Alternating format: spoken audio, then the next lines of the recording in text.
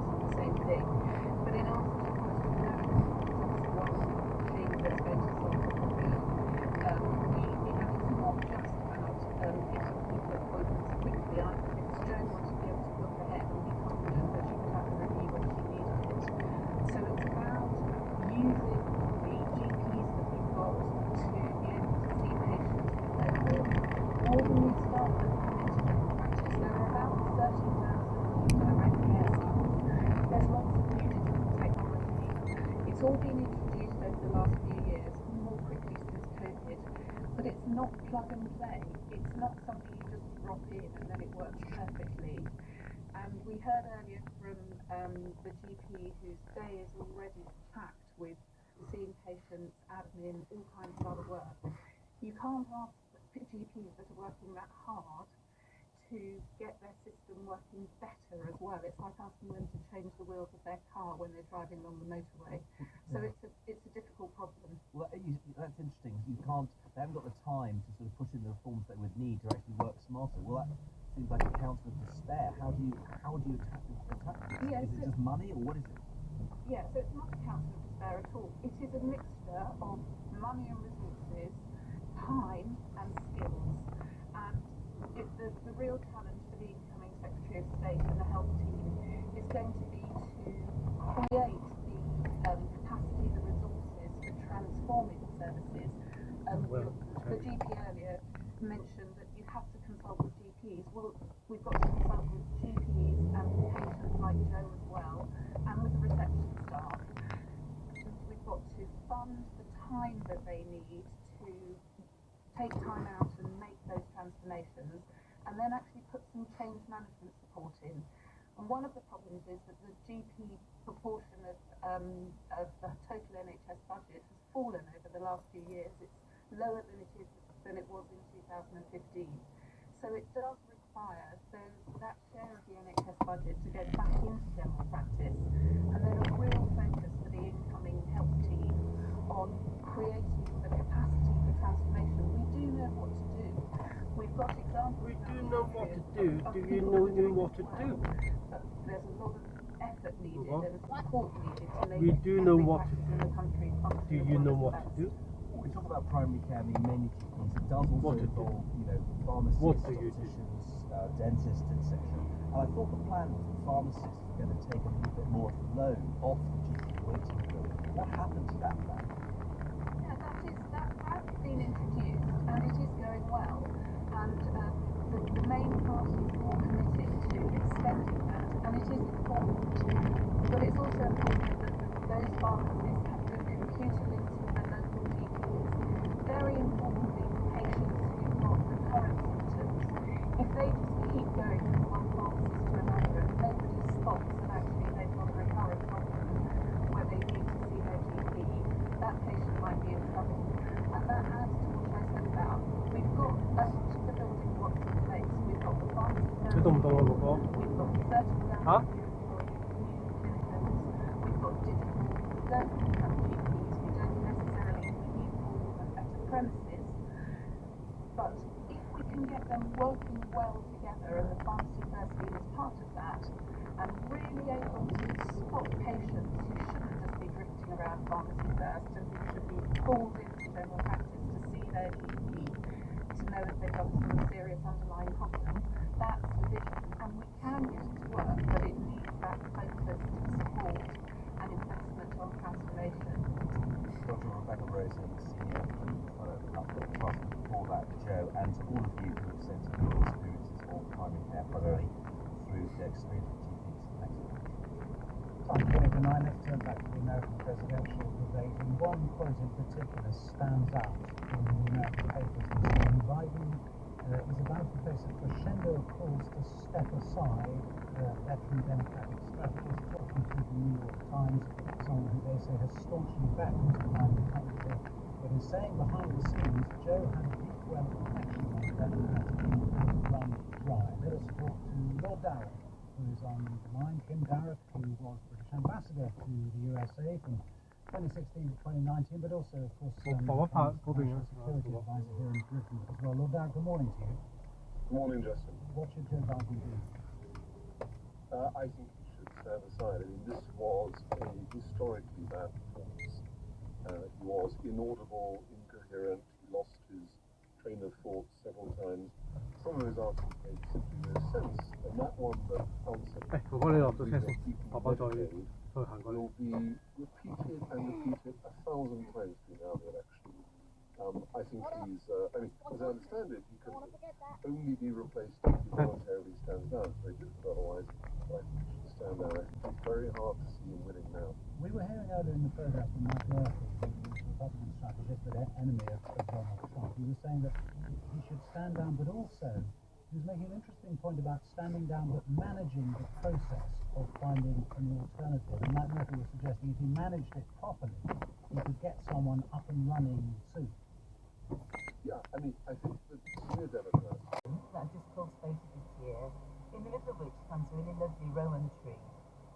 And I'd like some advice on what to plant beneath the rowan tree. So it's got to like the fact that that drops pollen and it's in the shade and something that will give me a little bit of colour. Right, so when you say it's an alpine garden, So it's all gravel and Yeah. I've got saxifrage and succulents, geraniums planted in pots, sat in the gravel and sun directly in the gravel itself. yeah, With a and you little bit put of them, you have some in pots because you want to look at the pots to see what the Exactly, variation. yeah. Yeah, no, I can quite see that. So I'm just obviously geraniums are very good for shade, and don't forget you can manipulate the canopy of your rowan tree. So generally, I mean, I'm just looking at the trees around, and you see all different canopy heights. But in life, generally, a tree goes up and the lower limbs drop off as time goes on. Yeah. But there's absolutely no reason that you can't just remove some of those lower limbs or thin out the canopy to get more light if you need to. I mean, only do it if you want to get more light. Yeah. Because strangely, on one garden we've got huge, heavy, 6-metre high multi-stem cork oak trees with very dense shade, and underneath we put Rosa mutabilis.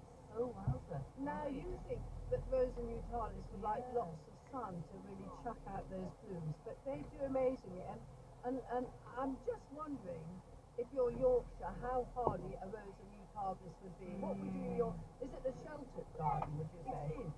Yeah, and you would get -12 in a bad winter, perhaps. It has to be a really bad winter for -12 in my I think garden. you'll get away with if you wanted rose, because it's quite a different feel from the other things.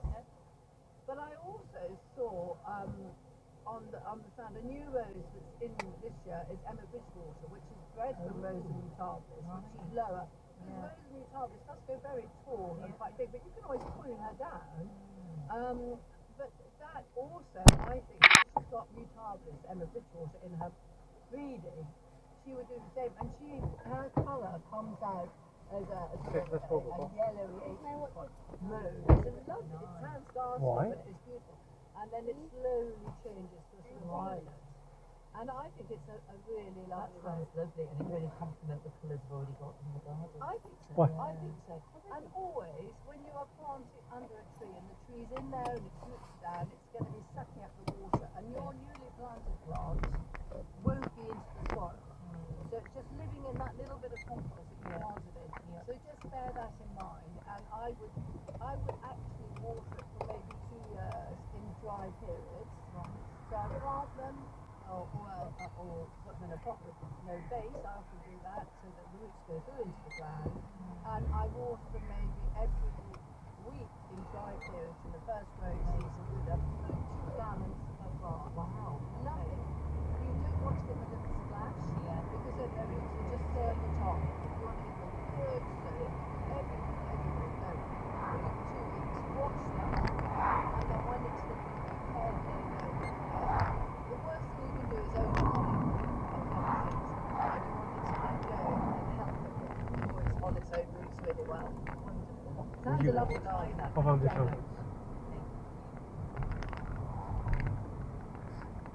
Bonnie Guinness answering questions at on stand at this year's Chelsea Flower Show. Now there's one exhibit at this year's show that really captured the attention of botanist and GPT panelist James Ball. The Glasshouse Project offers horticultural training to women in prison to help their mental and physical well-being, improve concentration and increase creativity. The Glasshouse Project's show ground was just off Mill Avenue, where James met commercial director Peter Whittingham and volunteer Reba to find out how their project has given a second chance in their prisons across the UK. So I love Chelsea, but I know I'm not supposed to have favourites as someone who's working here. But there is definitely a spot that I'm coming back to. I'm sorry guys, you probably don't really before. I just wanted to share about the amazing standard of what you're doing. When you walk up to it, you see this beautiful greenhouse. house. It's full of loads of tropical plants, but loads of lush things outside. It doesn't just look spectacular though, it has a really interesting backstory. Could you tell me a little bit more about it? Of course, we were set up in 2020 inside a greenhouse in a prison called East Sutton Park, and our founders wanted to make a business that would employ women in prison culture and give them a second chance post-release. When they had the business idea to employ women out of prison, they went into tons of research and got the idea and understood the plants, spent ages studying what plants would be good for us to grow with women who knew nothing about plants. So along the guttering of your cigar house, so you've even got that planted up with this beautiful thread of mind your own business. I think I've seen some ferns on the other side of ivy. Tell me what that's about. We just wanted it to be something special because we're all about nothing being standard. We want to be special. So we just decided plants that we thought would look nice. And lots of people have stopped us and talked to us. And I have suggested to people that maybe they could put ivies in there if they wrapped them in moss, like in that Japanese technique.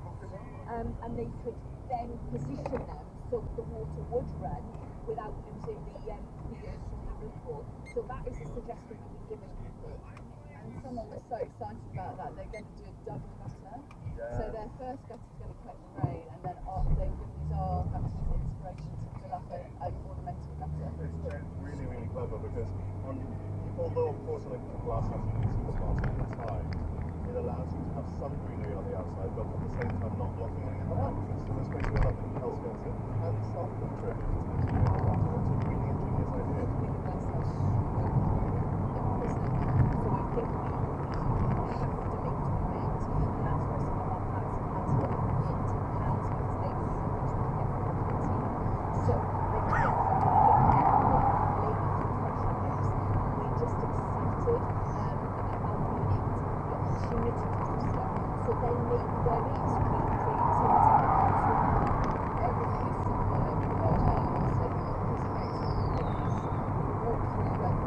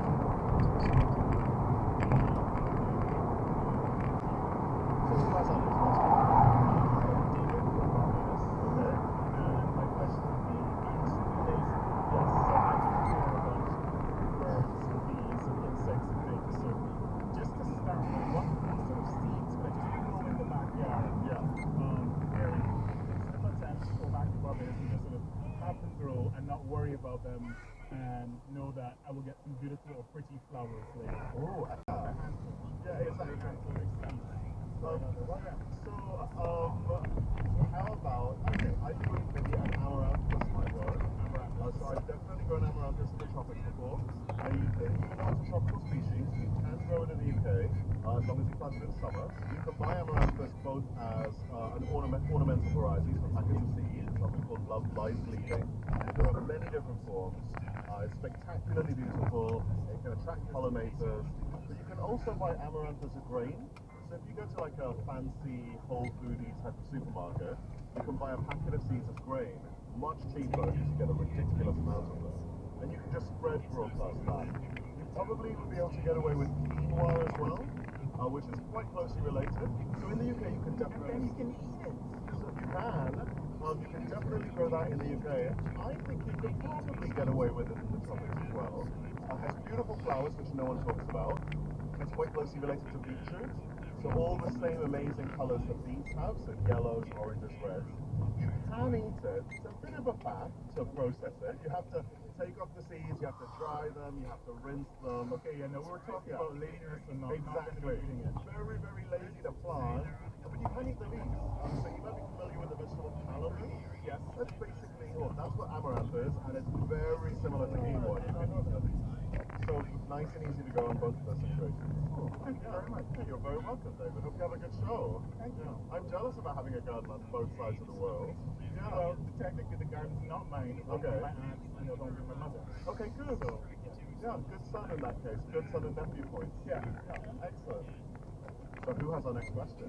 So, my name's Sarah Krause, and I live on a houseboat in Oh, wow. Oh my goodness. It's like my ideal house. I have to move in.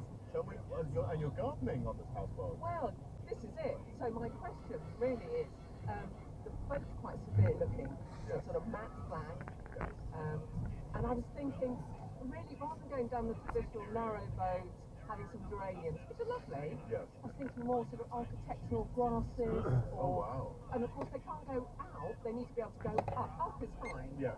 but I've got such an odd sort of range of weather throughout the year, and this is the problem. Yeah.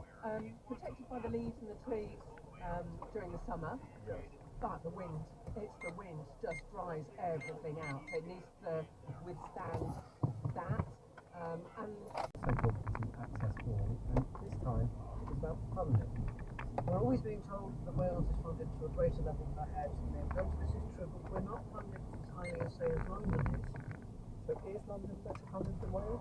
Government figures show us how much public funding different areas of the UK receive per person. It shows Wales receiving £13,967 per person, which is lower than Scotland and Northern Ireland, but 11% above the average.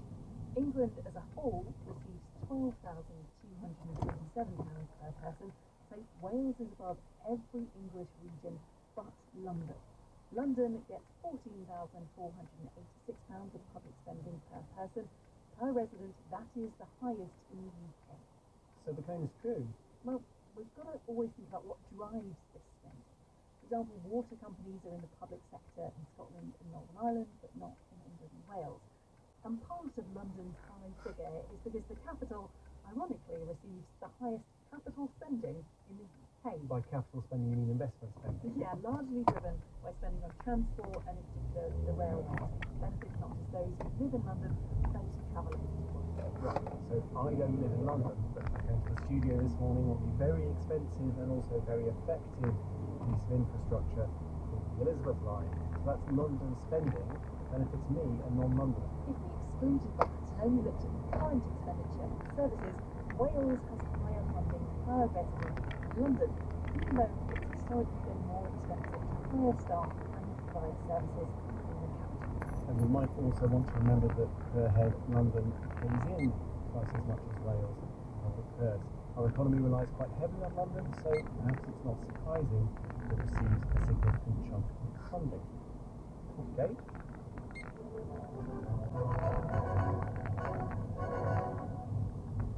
Extraordinary number of loyal listeners got in touch to ask about the line from a recent article in The Guardian. And, well, they might. Because talking to the paper about the discovery of microplastics in penises, Dr. Ranjit Ramasamy, who led the new research, was quoted as saying, during erection, the blood volume in the whole body gets pumped into the penis. Well, thanks for that, listeners. Could this be true? Dr. Simon Cork, senior lecturer in physiology at Anglia Ruskin University, looked into it for us. The claim is that a fifth of the blood volume in the whole body gets pumped to the penis. So we should start with the basics. How much blood is in a typical man's body? A typical man is about 5 litres of blood in total. 1/5 of the blood volume in the body then is 1 litre, which, I mean, I'm thinking of one of those chunky cartons of milk. So if that much blood is going to the erection, I feel I'm doing it wrong.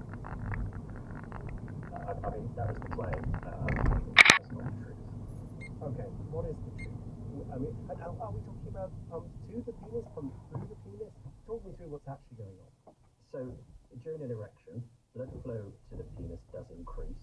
The blood flow is quite interesting because what happens is the arteries in the penis dilate, so we get the blood flowing into the penis more. But as it swells, the veins which take the blood away constrict, they get squashed. And so what happens is blood kind of gets trapped in there. Unsurprisingly, perhaps, there haven't been that many studies looking at the actual volume of blood which enters the penis during an erection. But I did find one study that was done in 1976, and which calculated the volume was about 32 millilitres.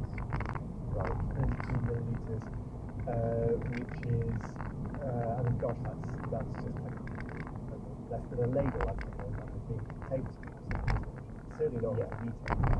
No, and I guess for comparison, the litre analogy, about a litre of blood goes into your kidneys every minute. They are much more heavily perfused of blood, so if a litre was also going elsewhere, perhaps you'd be in trouble. So how much blood does flow around your body each minute? So that's a term what we call cardiac output. So that is how much blood your heart pumps out per minute, and that is about 5 litres as well. So it's about 5 litres per minute of blood circulating in your body that your heart is pumping out. While the process does constrict the veins to produce the erection, the blood does continue to flow, and at an increased rate overall. Simon also found some research on that, this time from the US in 1993. The flow rate is about 10 millilitres per minute during an erection. Okay. So if we think of 2 teaspoons. Yeah. So that's how much blood is being exchanged per minute. Right, which is, again, a lot less than a litre. I'm just trying to do the mental maths. So 10 millilitres as a proportion or percentage of the total volume of blood. It's about 0.2%. Okay, so if you wanted to get to this 20% figure, 1/5, you would need to maintain an erection for 100 minutes. That's about correct, yeah. Which we do not necessarily recommend. It's actually quite dangerous. If a prolonged erection can cause something called ischemic priapism. Because that blood is essentially trapped in there, it doesn't flow out very well, it doesn't get oxygenated, and so the penis can become deoxygenated, can become hypoxic, and it can be damaged as a consequence. Right, so not a good idea to have an erection for too long. That's at least what I tell my wife. I wouldn't recommend it now. Our thanks to Dr. Simon Cork from Anglia Ruskin University. Now, I should say this line was removed from the online article shortly after publication. When we asked Dr. Ramasamy, he said he had misremembered some research and apologised for the confusion. Last Wednesday, the results of a new poll were published. But not just any poll, it was an MRP poll, which I'm sure I don't need to tell you, stands for multi-level regression and post-stratification. It's a big, fancy poll designed to give seat-by-seat projection of the election. MRP polls have come into this campaign with a strong reputation after past successes. So MRP polls get taken seriously, and this one, by Savanta, showed the Conservatives winning just 53 seats, a near apocalyptic result for the party. But wait, on the same day, 2 other MRP poll results were published, or dropped, as the psychological cool kids say, One of them put the Conservatives on 108 seats, another on 155 seats. Now, any of these results would be a huge defeat, but clearly there's an enormous difference between 53 seats and 155. So, what's going on? And shouldn't the wide range give us pause for thought? We wanted to talk to an expert, so I spoke to Paula Surridge, Professor of Political Sociology at the University of Bristol. I asked her to remind us how an MRP poll works. So an MRP poll takes a large sample, usually 10,000 plus people, and it does that so that we can look at how specific demographic groups are voting. And then what it does is it takes that demographic information and projects it back into constituencies. So using census data, we know how many of each type of voter there are in each constituency, and then you can kind of add all that together and find out how each constituency will vote. Now, last week, 3 different MRPs were published. And they all said the Conservatives were going to do pretty badly, but they differed a lot in how badly. Is that range of polling results unusually wide? Well, I think it reflects the uncertainty in these models that we're perhaps not used to analysing in the way we are normal polls. So these models take in data, and then the modelists add their assumptions. So they vary according to the input, the data, and those assumptions. And we know that even in the headline polls, we see variation. Some pollsters have Reform at 12, some of them at 16, some of them at 20. So that kind of variation then feeds through into these models. Yes, you've got differences in whatever people are telling the pollsters. But what else accounts for the difference? So there's a few things. There's the assumptions that the models make, what goes into their models. So they're not all using necessarily identical sets of demographics to do that kind of reflecting back into constituencies. They're making different assumptions about how much practical voting there might be. They're doing different types of turnout modelling because we don't know what turnout's going to be at the election. And they're dealing with voters who say they don't know in different ways. So each of those is adding a bit more uncertainty into these models. Now we have this idea of swing. There's clearly going to be a big swing from the Conservatives to Labour, barring a really astonishing polling season. What do these MRPs tell us about where that swing is going to be distributed? So we're not really sure exactly how the swing is going to be distributed. Some models work on an idea of uniform national swing, where you lose about the same proportion of votes everywhere. So if there's a 5% swing, then you just knock 5% off one party's votes everywhere and add 5% to the other party's or something. Yes, exactly that. But what we've been seeing in local election results and in some of the polling, and particularly in the MRPs, is something called proportional swing, where actually you lose a higher percentage of your votes where you started off with more. So instead of taking 5% off everywhere, you might take 20% off where you started at 50 and only 5% off where you started at 20. And that is much more devastating actually in terms of how swing losses then look. Right, so that's worse for the Conservatives. Yeah. Or worse for whoever the incumbent is, which is Exactly. currently Conservative. This idea of exactly how the swing is going to be distributed is an important point of difference between the MRPs. A small difference in how they model this can make a big difference to the overall seats forecast. The more a model thinks the swing will be particularly concentrated in seats the Conservatives already hold, the worse their seat projection for the Conservatives will be. And of course, this uncertainty is exacerbated by our first-past-the-post electoral system, where even a narrow victory in percentage terms still means the winner takes 100% of a particular constituency. It's a tricky election to predict, and it's particularly tricky when you have lots of seats that are on that kind of margin where a small change in either direction changes the outcome. And we've got lots of those seats in England, we've also got lots of them in Scotland in this context. So the LRPs may still be working just as well as they have done previously. They may not, we'll see that after the election. But there is a lot more uncertainty that the candidates perceive with the very big swings that we've got across there's a lot of uncertainty going into it. Is there a danger zone where a party passes from being, a significant parliamentary player to completely insignificant? And can we say anything about what that danger zone is in terms of national polling? I think it's quite hard to read from national polling because it depends how well distributed that vote is. We would usually probably say anything that starts to go below 25% in terms of national vote share is going to lead to a small number of seats. And obviously the Conservatives are willing to give that vote. But if that 20 to 25% is really well distributed, the sort of 10 to 12% for the Dems is in a smaller number of seats, then you can still win quite a lot of seats on those smaller vote shares.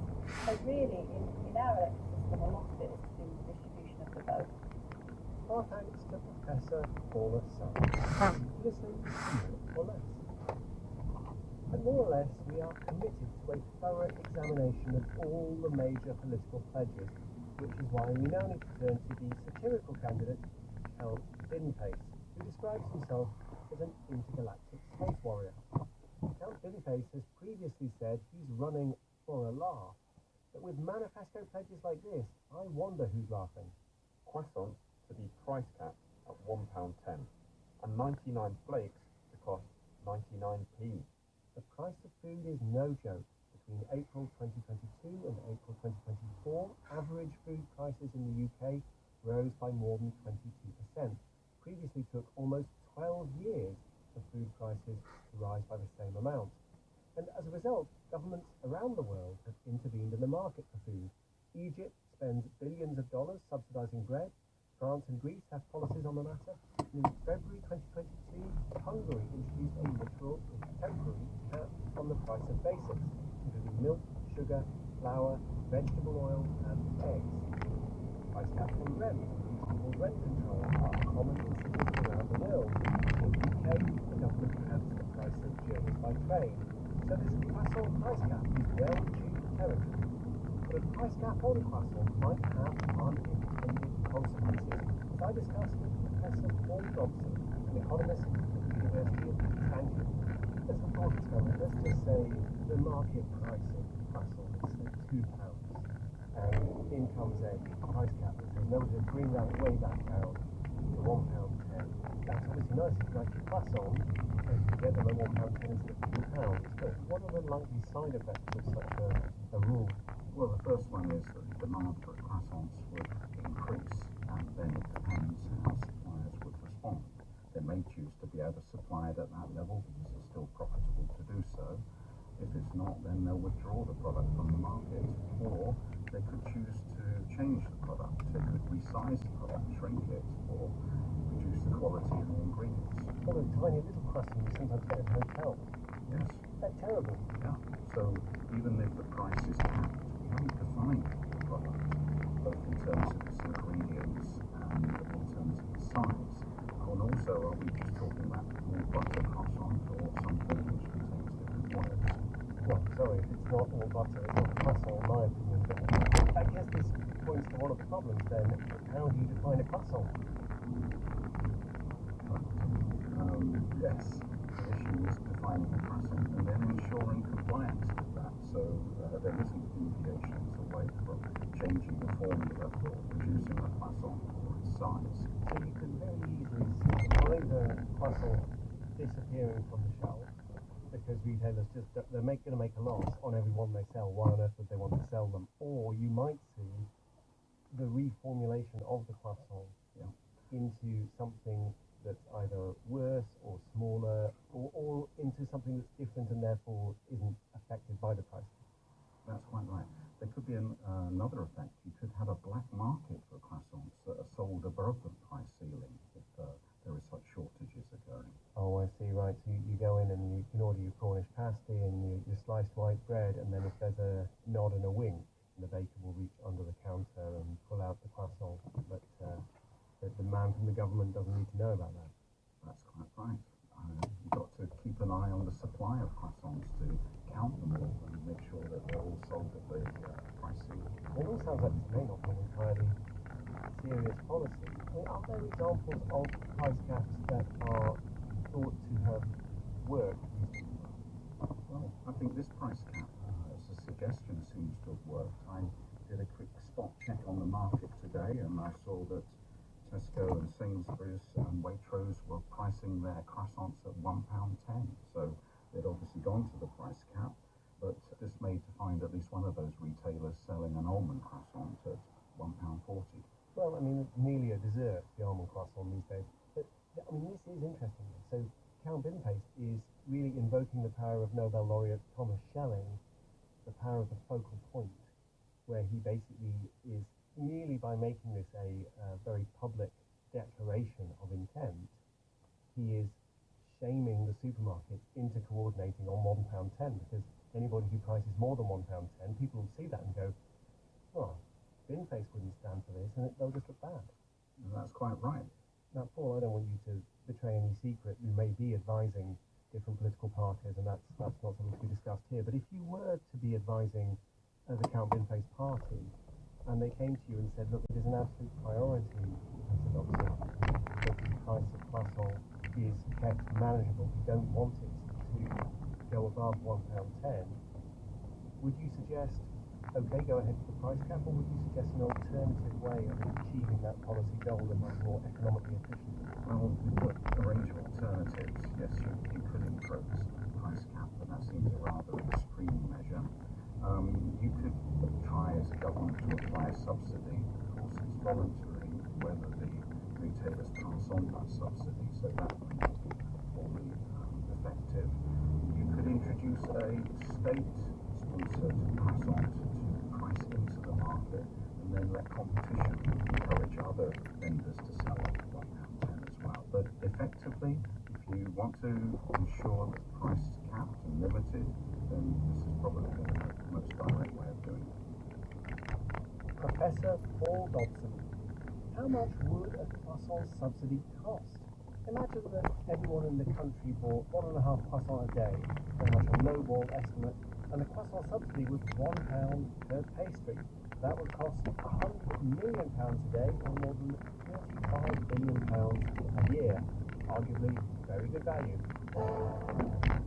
Sorry, I've got anything in there. That is the worst number I have heard all election.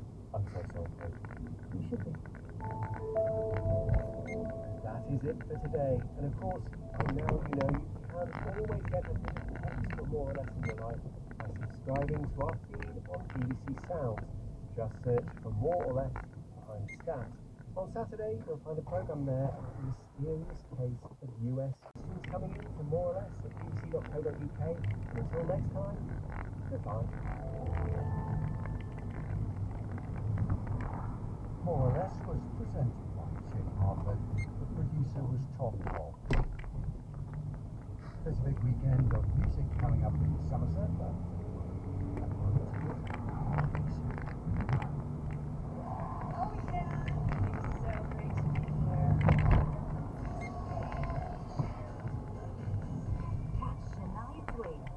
From Glastonbury. In the garden, the Barbie little family. Glastonbury, this weekend, we bring it to you. Watch on iPlayer, listen on BBC Sounds.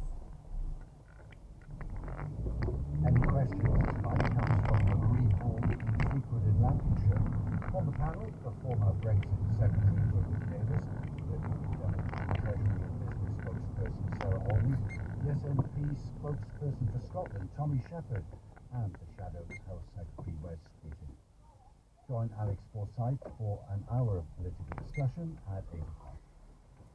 On 92 to 95 FM on BBC Sounds and on your smart speaker, you're listening to BBC Radio 4. 5 o'clock now, time for PM with Evan Davis.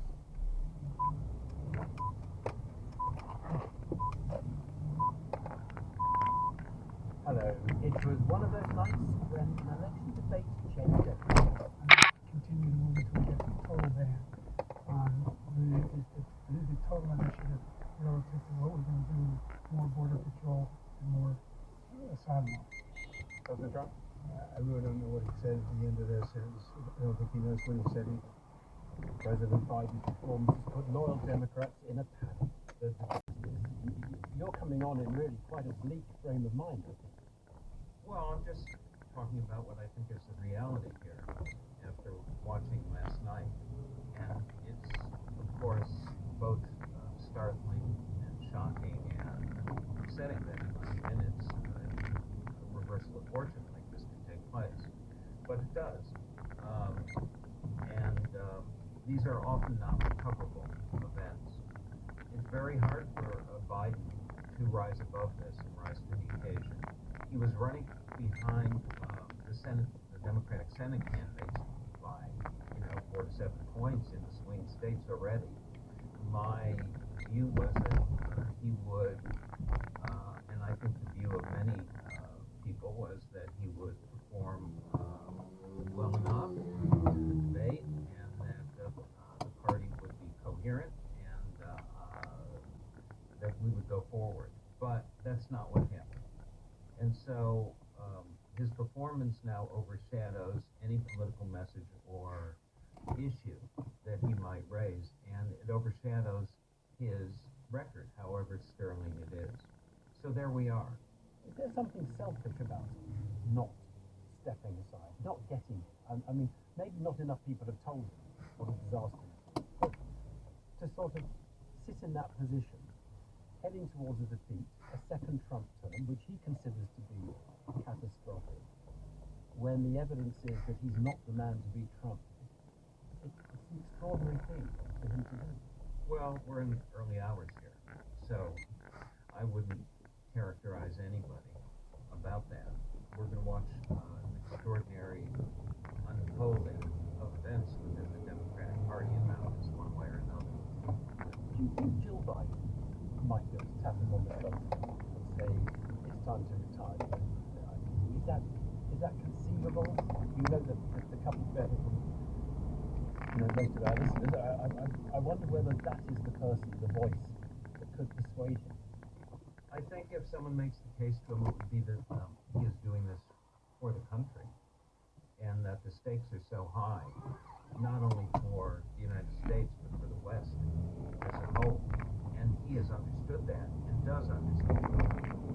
He would have to make the ultimate pragmatic decision, and that would be finally. Would you take it? You know what? I think those voices will be heard, and then we'll see what happens. I can't say more than that because I don't know, and nobody knows. In the event that he stood aside ahead of the convention in the summer, would the Democratic Party rise to the challenge of taking on Trump in November? Rally round a candidate, put someone forward who is a credible opponent to Trump? Or does all hell break loose and it just become all-out war? Kamala Harris would want it, others would say she's never going to beat Trump, and it just end in a mess over the summer. There will, of course, be a lot of jockeying for position, and I can't speculate on who or what would happen. However, in the end, I feel that almost undoubtedly we'll come together and understand what dangerous point we are in our history and the menace of Trump and the MAGA neo-fascist movement that we face. Suggesting that the most prominent of the terrorist suspects was actually a paid actor. Andrew Parker appeared in our office on Saturday, went out canvassing, and came out with an endless stream of invective. When I saw it, I thought, this isn't really true. No one speaks like that. Went on and on and on.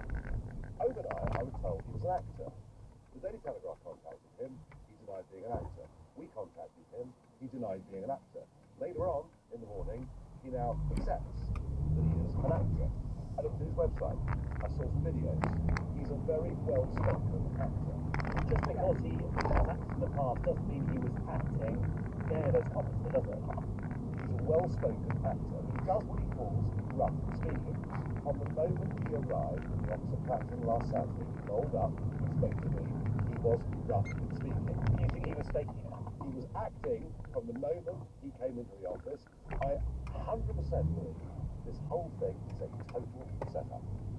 Well, Mr. Parker, the man who featured in the report, told the AU that this volunteering report was separate from his acting job, adding that he had been goaded into making comments. Channel 4 made quite clear that journalists who did not pay the Reform UK canvasser or anyone else for Mr. Parker wasn't known to Channel 4 News, but was still Let's catch up on the latest with Ben Wright, our political correspondent. Ben should first say it wasn't just Mr. Parker, although there's been a lot of debate about him today. It wasn't just him who featured in this Channel 4 report. There were two or three canvassers for Reform UK who were recorded making a variety of racist, homophobic, Islamophobic comments. Mr. Parker, as well as making that racial slur about Rishi Sunak, also talks about the army using migrant boats crossing the channel as target practice. Somebody else talked about the pride flag as degenerate. And Reform UK's position has shifted on this. Last night, when the comments first emerged, the party called them reprehensible. Nigel Farage said they bore no relation to his views or the vast majority of Reform UK supporters. As you heard this afternoon, he's changed tack. He's trying to rubbish the report as some kind of setup. I think he's trying to paint Reform UK as the victim here. We'll see how that goes. The Channel 4 are emphatic that they stand by their journalism. They didn't know about Parker because they met him at the Reform UK canvassing HQ. Do we know what's happened in terms of the relationship between Parker and the other characters who appeared in that report? Have they all now been kicked out of any association with them?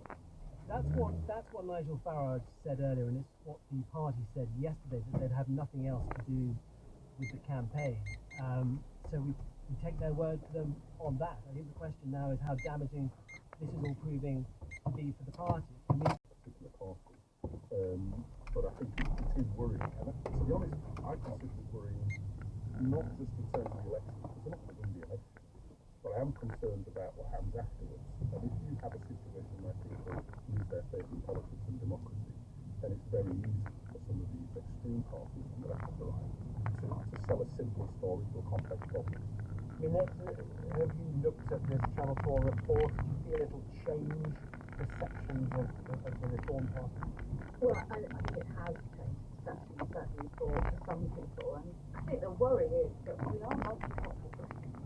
And, we absolutely have to bring people together. I mean, there's more issues probably with social mobility than there has been since Victorian times. So the need to have policies that actually unite people rather than seemingly to want to deliberately divide is essential.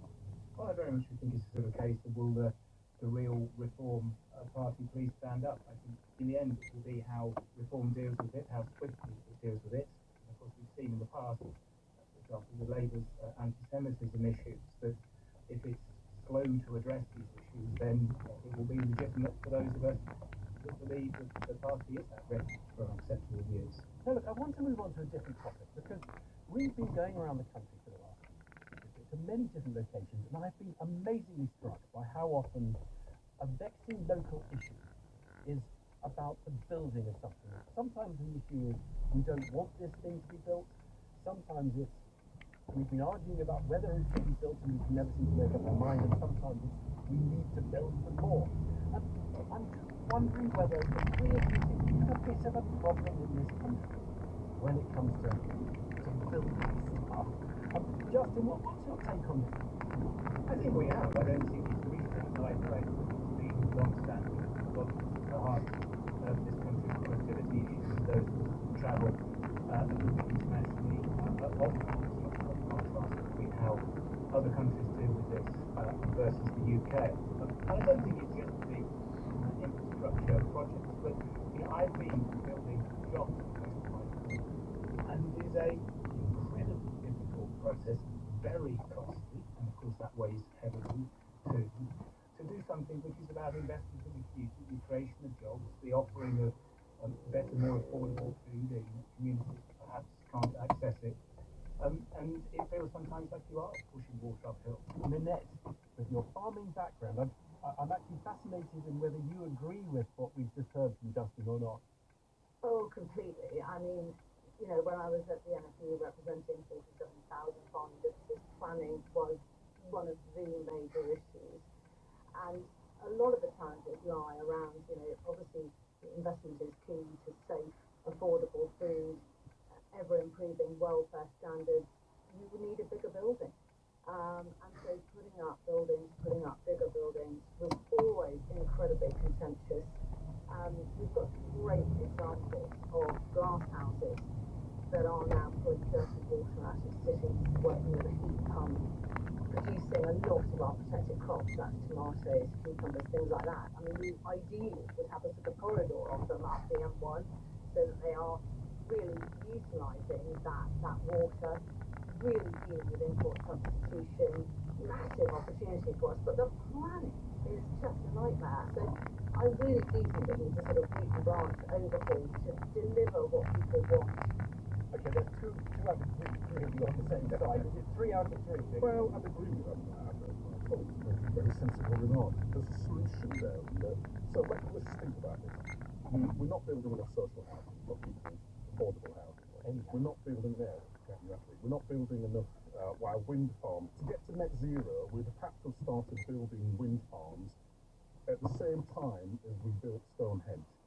Right, according to my colleagues at the Institute of Public Policy Research. So we've got some priorities, and I think what we need is a national plan that prioritises things that we need to do nationally, and basically the options for people to object to those should be actually quite limited to them. Because the fact of the matter is, everybody wants change except when it comes to them, and that's why we have national government. We have to make some national choices. We have to make some national priorities. When people talk about land and housing, about 6.1% of the land is actually built on, right? If you take away the gardens, it's about 1.2. So if we do have land for housing, what we need is a prioritisation at the national level, such that actually we can't be just dismissed, refused and blocked at the local level, because it's a national priority. Now look, all three of you have agreed on this, and the interesting thing is, why is it not a bigger issue in this election campaign? What's going on that it's not, we're not arguing about? I think it's astonishing that certainly housing policy and nature policy, I mean, we're living under the most natural conditions in the world, and it's only going to get worse, has not been an issue. I mean, Labour have gone out and said we will build more. That has been a pick, but it's not been one they have pushed, and it's not felt like a sort of massive dividing line. I think it's probably been true for a lot of general elections, if not further back in time, that these kind of issues which actually should really be where our election agenda is focused, you get because fundamentally that comes election, it's been about how much money the government will or won't spend or will or won't borrow. The reality is we do have a bifurcated system as far as national government is concerned. Only one of those parties realistically can win an election. So you look at the other parties who are accreting much higher percentage of the vote than has been historically the case. Actually, they have very distinct agendas in their manifestos. If you look at the Liberal Democrats, you look at obviously the Greens, but Scotland as well. But they're not forming on national government. It brings us to a general point about whether the playlist of topics in our discussion here is rather small, but we argue about quite a small number of things, because there's so many big things. Net zero hasn't really had a very big feature. I mean, there's been a little bit of it, but it doesn't feel like we really... It's 8 p.m. Thanks. 29 minutes. Some news in prison. Some Democrats have been privately questioning the political future of Joe Biden after his stumbling performance in a televised debate with Donald Trump. Mr. Biden, who raised one, struggled at times to complete his sentences. He's due to address supporters in North Carolina. No prominent Democrats publicly called for Mr. Biden to be replaced, and the chair of the Democratic National Committee, Jamie Harrison, has defended Mr. Biden's record.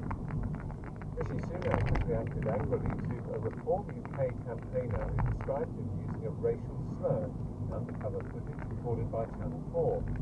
Sunak said the remarks hurt. The Prime Minister chose to deliberately repeat the racist term while being interviewed, arguing the matter was too important not to call it out clearly for what it was. He said Mr. Farage had questions to answer. Reform UK leader Nigel Farage claimed the activist had been set up, something Channel 4 has strongly rejected. The Electoral Commission has said that local councils and the Royal Mail are working to deliver postal ballots as quickly as possible. The statement comes after concerns that a significant number of people registered to vote by post haven't yet received their packs. The Commission says it's probable the postal ballots stopped to arrive by this point. A man accused of plotting to abduct, rape and murder the ITV presenter Holly Willoughby has told the jury that his dark online discussions about her were massively regrettable and insisted the alleged plans were a fantasy. Kevin Funn was arrested after speaking to an undercover police officer online.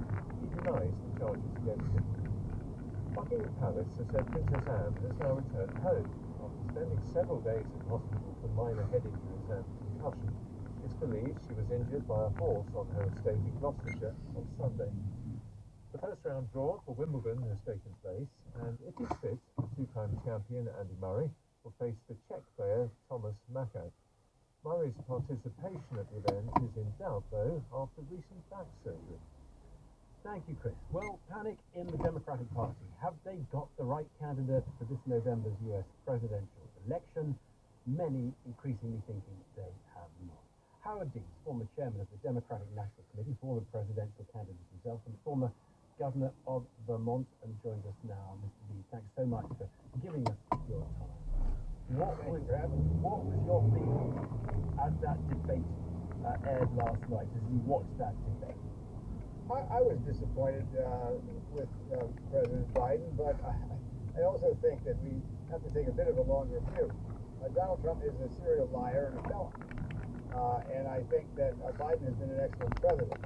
So I think the first thing to do is to wait and see what happens in 10 days when all the hysteria has died down. I think Biden is going to stay in the race. I don't think he's going to leave, and that's fine. And I think he'll do a far better job as President of the United States than Donald Trump ever could. There seems to be a very good chance he won't be President of the United States if he runs in the election. It'll be President Trump. You just said he's a convicted felon and unsuitable for office. In your view, is it not very important that the Democrats put up a candidate who can beat Trump in November? I think we have a candidate who can beat Trump. He did not put his best foot forward last night. And he clearly needs some reining in. I've known Joe Biden for a long time. That was more or less classic Joe Biden. He listens carefully to everybody, and then he says that he damn well pleases, and he gave rambling answers that he shouldn't have given. But he can still run rings around Trump. Well, I can't think that there might be saying after what said was true last night. You're seriously saying he can run rings around Trump after last night? He had prepared for days for the debate last night. Trump didn't rehearse, and Trump had put down that didn't seem scripted. This is silly. This is a silly conversation. They're talking about a debate that went on for an hour and a half. And what we're really interested in is somebody who can run the most powerful economy in the most powerful country in the world for 4 more years. But there's really very little equivalency. Look, a debate I'm not suggesting a debate. This has very little to do with presidency. No, I don't think anyone looking at that says debating is the most important attribute of a president. Cognitive security is important for a president. And a lot of people, swing voters, we know, worry about whether the president is up to it. And they watched the debate and saw a man who they thought wasn't up to it. And of course, many in your party thought exactly the same. And 10 days from now, after this all settles down, the media hysteria is over, and the commentators and the right-wing liars, of which there are quite a few on the BBC this morning, as I heard, the American people will sort this out. As Winston Churchill said, democracy is the worst form of government, except for every other. And I have full confidence that voters are not going to elect a convicted embezzler and felon. Well, you say wait 10 days and let's see what happens. If in 10 days the polls show that Joe Biden is not the person to beat Donald Trump, if the polls show that he really is deemed to be cognitively unfit to be president in 4 years' time by a large section of swing voters, what does your party do then if Joe Biden doesn't stand out the way? We support him as best we can and get through the election. This is not the time for panic and weak knees, or as Margaret Thatcher said to Ronald Reagan, don't go wobbly on us. This is the time to be tough, suck it up. Look, I know Biden. He's better than he was last night. He doesn't make decisions like that. I also know Biden for a long time. He can't resist with everything I have, because the alternative is unthinkable. Howard Dean, really good to talk to you, former chairman of the Democratic National Committee. Do appreciate you giving us your time. Thank you. Now, on Wednesday, on the panel of elderly voters, 2 of the most countries, we wanted to hear their particular perspective, having lived through so much. They weren't all of one mind on everything, but right wing, all citing Margaret Thatcher as their all-time favourite Prime Minister, worried about whether the young were work-shy and worried about immigration. They were not selected to have those views, and they weren't picked as a representative although he had emails and elderly people who felt very differently to our panel. This is Margaret Knowles. I'm 81, and I've just listened to the most depressing item on today's program. The old people interviewed are not typical of the ones I know. Such parroting of the right thing has horrible to hear.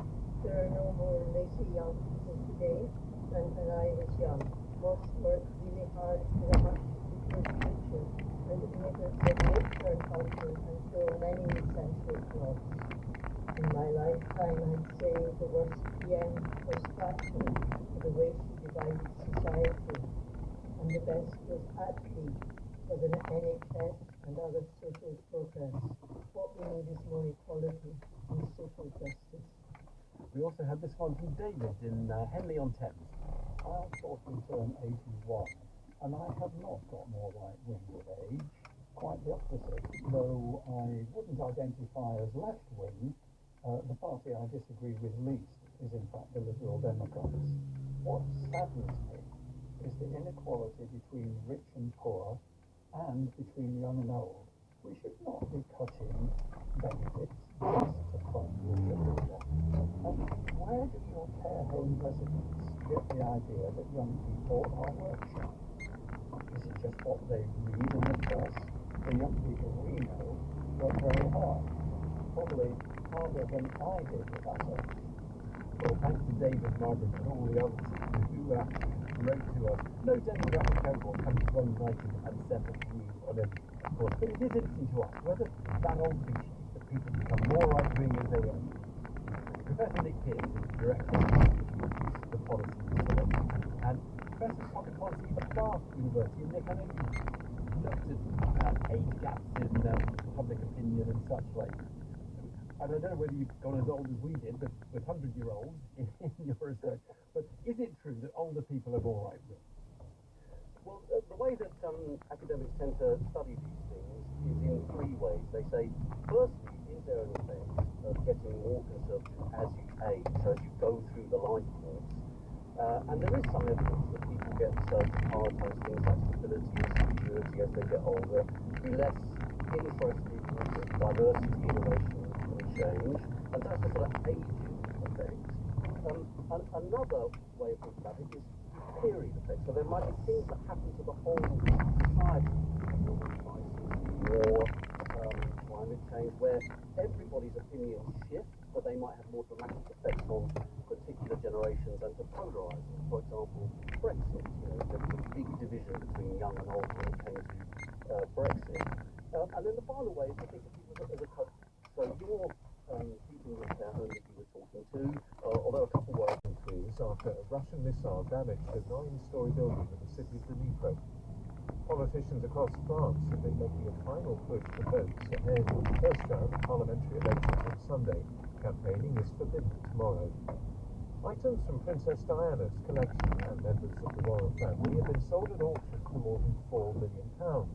The magenta off-the-shoulder evening dress worn by Diana topped the sale at £720,000. Thank you, Chris. Now we visit constituency a day on PM in this election campaign. So let us drop in on one now. Melton and Syston, not system. When it's selected from the PM tombola. Melton and Syston is in the Midlands. It's a rural seat, comfortably won by the Conservative. But the constituency is notable as one of the few places where Stilton is made. And it turns out that for some cheesemakers, Brexit is a very big issue, having reportedly made it harder to export cheeses to the EU. Melton local Matthew O'Callaghan runs the Artisan Cheese. He told us about the impact Brexit will have on both exporting cheese and importing cheese. Cheesemakers have been significantly affected by Brexit. The costs of exporting have increased significantly, paperwork have increased, the delays have increased, all of which adds to the cost and the difficulty of exporting cheeses. In Melton, we're waiting for news of whether or not the last remaining Stilton cheesemaker in the town will survive. As And this is not just happening to low-cost cheesemakers, this is right across the country. Now, cheesemakers are finding difficulty in exporting. And the difficulty is not just in exporting cheese, but also importing products to help make cheese. For example, starter cultures, rennet, all of these are having extra barriers and extra costs in importing to the country, leading some cheesemaking having to change recipes completely and use other sources of material. Matthew O'Callaghan. Now, cheese as a case study in the effects of Brexit. You know what we did? We asked the lovely people from Radio 4's More or Less programme, the Numbers programme, to drill down into cheese and into trade. Indeed, we got them to look at the line from one source of global trade statistics that's been repeated recently, that Britain is now the fourth biggest exporter in the world, not cheese, but overall, fourth biggest exporter in the world. We want to look at that as well. Kate Lambert from More is with me in the PMG. Okay, first of all, what does the data say about the situation that we heard Matthew describe there? I'm so sorry to report there aren't any Stilton-specific numbers. However, since the UK left the EU in 2020, cheese exports are down. So if we compare the averages from 2018, 2019 to a similar period after Brexit, once we let the main impact of the pandemic fade, so 2022, 23, the volume of cheese exported is down just under 15%. There has been a slight increase in exports sent to the rest of the world, but basically that is nowhere near enough to counteract the drop in exports to the EU, which made up and still make up the majority of exports. Okay, now that's the volume. What does that mean internationally? So what we've got in terms of value is we look at dairy and egg exports more generally. Once you account for inflation, that value has dropped by about 20% exports to the EU. The yearly average is down by about 400 million compared to 2018 and 2019, and that means the current export value is about the same as it was a decade ago, back in 2013, 2014. And we've seen these drops in exports for a lot of fresh produce. So the value of fruit and veg exports to the EU has declined by about 40%, and the total value of our annual food and drink exports to the EU, that's gone down by a little over 15%, so about £3 billion. Non-EU food and drink exports have risen in the same time, but only by 0.7 billion. So 0.7 going up compared to 3 billion going down. You can see it's having a big impact on these businesses. Okay. Now, in this election, we've heard this at the Conservative politicians and the leader of Reform UK have been speaking about how we're better at exporting, and they point to figures that say we used to be the 7th biggest exporter, the UK, in the world. Now we're the 4th. Can you tell us about this? Yeah, so a lot of this comes down to how we count trade. And importantly, that figure, that league table that they're referring to, includes gold. So London is one of the big gold capitals of the world. It sees a lot of trade and gold ownership without actually needing to move the gold anywhere, so it doesn't really affect our GDP. If we remove the gold bullion, as the Office for National Statistics suggests that we should do, then the UK falls down those league tables. It goes below France and the Netherlands to 6th in the world. And we've got to bear in mind that more than half of the UK's exports are services, so they're work carried out by lawyers and consultants and engineers, and services have been a faster growing area of international trade since at least the financial crisis. So if you just think about goods, which is what most people think about when they think about exports, we at More or Less are talking to Emily Fry at the Resolution Foundation, and she says that once we exclude precious metals again, then UK goods exports have fallen by 11% since 2019, whereas if you're looking for an international comparator, Italy and Japan, they've seen their goods trade grow by 7 to 9% during that time. So we are seeing these differences to others internationally. Okay, clarity there from Kate Lambert of More or Less on trade figures and cheese as a way into that. Thank you. About now at Glastonbury, or maybe in 5 minutes, a rather special performance on the main pyramid stage, The Sound of Silence. Not of Simon Stefano, it is the Serbian performance artist Marina Abramovic, who is going to be dressing up in a special costume. She's not so good it is. She'll be appearing on stage and trying to get the crowd to be quiet for 7 minutes. Now, we won't be part of 2 minutes silence. 7 is quite a long time, and Glastonbury has quite a large crowd. Marina Abramovic is calling this project 7 minutes of silence. She wants the crowd to use the time to reflect on the state of the world. Can't tell you how it's going to go, but ahead of it this afternoon I spoke to 2 people. One on her way to the Glastonbury Silence Expo, and regular festival goer, Colin Shaw. The other is a Grammy-nominated pianist having tenure for a very relevant experience in this area. I asked Helen whether she'll go to doing that around the big I would go out my way to go to it. I don't know. It's Teresa. Obviously, you don't know Glastonbury really for quiet. But do tell us about the discipline of a Glastonbury audience, Helen. You've got a lot of experience of those crowds, having been multiple times. Do you think if someone says, 7 minutes, you will respect that? No. So I mean, I think it really depends where it is. So if she was up in like the healing fields or something, where you have a slightly more respectful total crowd that would be there, and not very many of them, then I think that is possible. You can definitely get the audience to follow a command. So a confidence man. Last time I was at Confidence Man at the other stage, we all crouched on the floor for about 30 seconds. It was almost the limit, and then people started jumping up for the cue for jumping up. 7 minutes at the pyramid stage, and there'd be lots of people walking through. 6 o'clock in the evening, people might have had a shandy, maybe, just suggesting. Adam, you have experience of organised choir. Well, tell us about John Cage's 433. Well, John Cage's 433, he composed it in 1952, and it's 4 minutes and 33 seconds of silence. Well, that's what it's typically known as, but it's really 4 minutes and 33 seconds of non-intentional action, really. And so the result typically is silence, and the request or sort of the demand of any audience or listeners to just really not do anything. It's usually thought of as be quiet, but it's actually just don't do anything.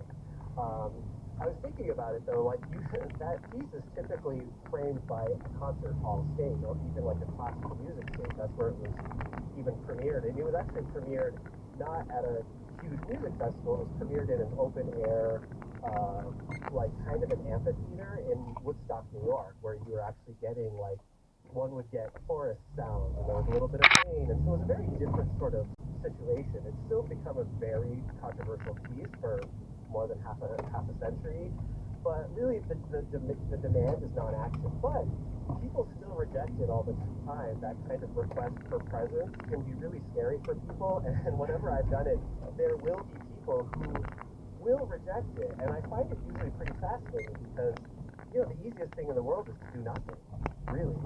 But it can be a really scary request. When you say reject it, what do you mean? You mean that they cough or something like that because they just can't? No, they can.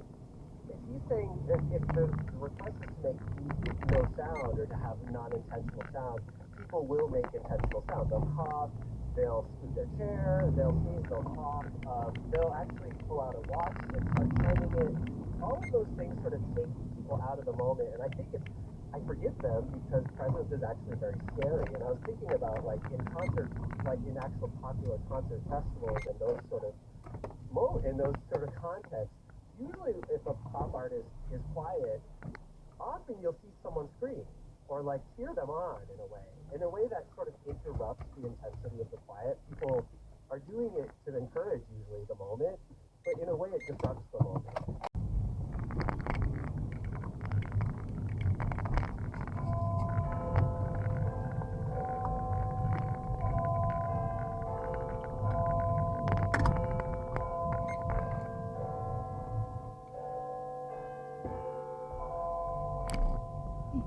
News at 6 o'clock. This is James Stewart. Good evening. Rishi Sunak has reacted angrily to a racist slur made about him by a Reform UK campaigner. My 2 daughters have to see and hear Reform People campaign for Nigel Farage calling me an effing. It hurts and it makes me angry. But Nigel Farage had this response to the comment, which was filmed by Channel 4. I 100% agree. This whole thing is a total setup. Local councils and Royal Mail are working together to deliver postal votes after a significant number of people complained that they hadn't received their packs just days before the election. After a faltering performance from Joe Biden in last night's presidential debate, we're going to continue to move until we get the total ban on the total initiative relative to what we're going to do with more border patrol and more asylum officers. President Trump? I really don't know what he said at the end of that sentence. I don't think he knows what he said either. Some US Democrats have raised questions about whether he can continue as the party's candidate. Millions of people in Iran are choosing between a tightly controlled list of 4 men in the presidential election. And the Princess Royal has left hospital after being treated for a head injury and concussion. Rishi Sunak has said he is hurt and angry after hearing a Reform UK canvasser use a racist slur against him. The minister said the behaviour was corrosive and divisive, and the party's leader, Nigel Farage, had questions to answer. The comments, an activist campaigning for Mr Farage in Clacton, Essex, were secretly filmed by an undercover reporter for Channel 4 News. Mr Farage initially said he was dismayed by the remarks, but later claimed that, as he put it, the whole thing was a total setup. Our political correspondent Ben Muffin. Reform UK likes to describe its supporters as a people's army, but the deeply offensive views of some in its rank and file have again placed Nigel Farage under fire. As an undercover reporter followed campuses around Clacton, one party activist described the Pride flag as degenerate and implied members of the LGBT+ community were paedophiles. Another campaigner, Andrew Parker, was filmed in a car using a racial slur to refer to Rishi Sunak. I've always been a Tory, but I thought, what a noise there is. You know, it was good, isn't it? You tell me, it's just wet. What's in it? Mr. Parker is also heard describing Islam as a disgusting cult and suggesting army recruits should carry out target practice by shooting at small boats bringing illegal migrants to the UK. The racist, homophobic and Islamophobic comments were criticised by Reform UK last night, which said those involved would no longer be part of its campaign. Nigel Farage said Andrew Parker's comments were very prejudiced and very wrong. He said the language used was reprehensible and bore no relation to his views or the vast majority of Reform UK supporters. But speaking to reporters in Teesside, the Prime Minister Rishi Sunak condemned the comments about him in very direct terms. Well, my 2 daughters have to see and hear more people campaign for Nigel Farage calling me an effort. It hurts and it makes me angry, and I think he has some questions to answer. And I don't repeat those words lightly. I do so deliberately because this is too important not to call out clearly for what it is. Liberal Democrat leader Sir Ed Davey called the comments abhorrent, and the Labour leader Sir Keir Starmer said Mr Farage now faced a test. If you lead a party, you have to set the culture, you have to set the standards. That's what I've done in my party. Nigel Farage has to lead his party, and when those campaigning for him come out with comments that obviously racist, that does raise a question of his leadership. But speaking to the BBC this afternoon, Nigel Farage now claims the comments by Andrew Parker were a setup, the work of an actor. This man Andrew Parker appeared in our office on Saturday without canvassing and came out with an endless stream of invective. When I saw it, I thought, this doesn't really ring true. He's a well-spoken actor, but he does what he calls rough speaking. Should have received their voting pack last week, but many received nothing before they left the country on criminal toll roads. Peter Rankin, who is from York, contacted his local authority before travelling to Spain. When I finally got through to somebody, they said to me, well, one of the problems is that our partners who are dealing with printing and our partners at Royal Mail who are dealing with postage are facing huge demand, and so everything's been delayed. In Scotland, a number of councils have made alternative arrangements. Emergency private booths have been set up in Edinburgh for the next 3 days to help those going away sort out their postal vote. The Electoral Commission said it was not uncommon for all postal ballots not to have arrived at this stage. Royal Mail has confirmed ballot packs are being delivered as soon as they arrive in its network. For some, though, it's too late. A chance to carry out democratic privilege has gone. Leading Democrats in the United States are publicly standing by Joe Biden after a stuttering performance in the first presidential debate against Donald Trump. The 81-year-old president sounded weak and often confused, drawing attention to his age, taking the spotlight off Mr. Trump's own responses. Our North America editor Sarah Smith assesses where last night's events leave the presidential race.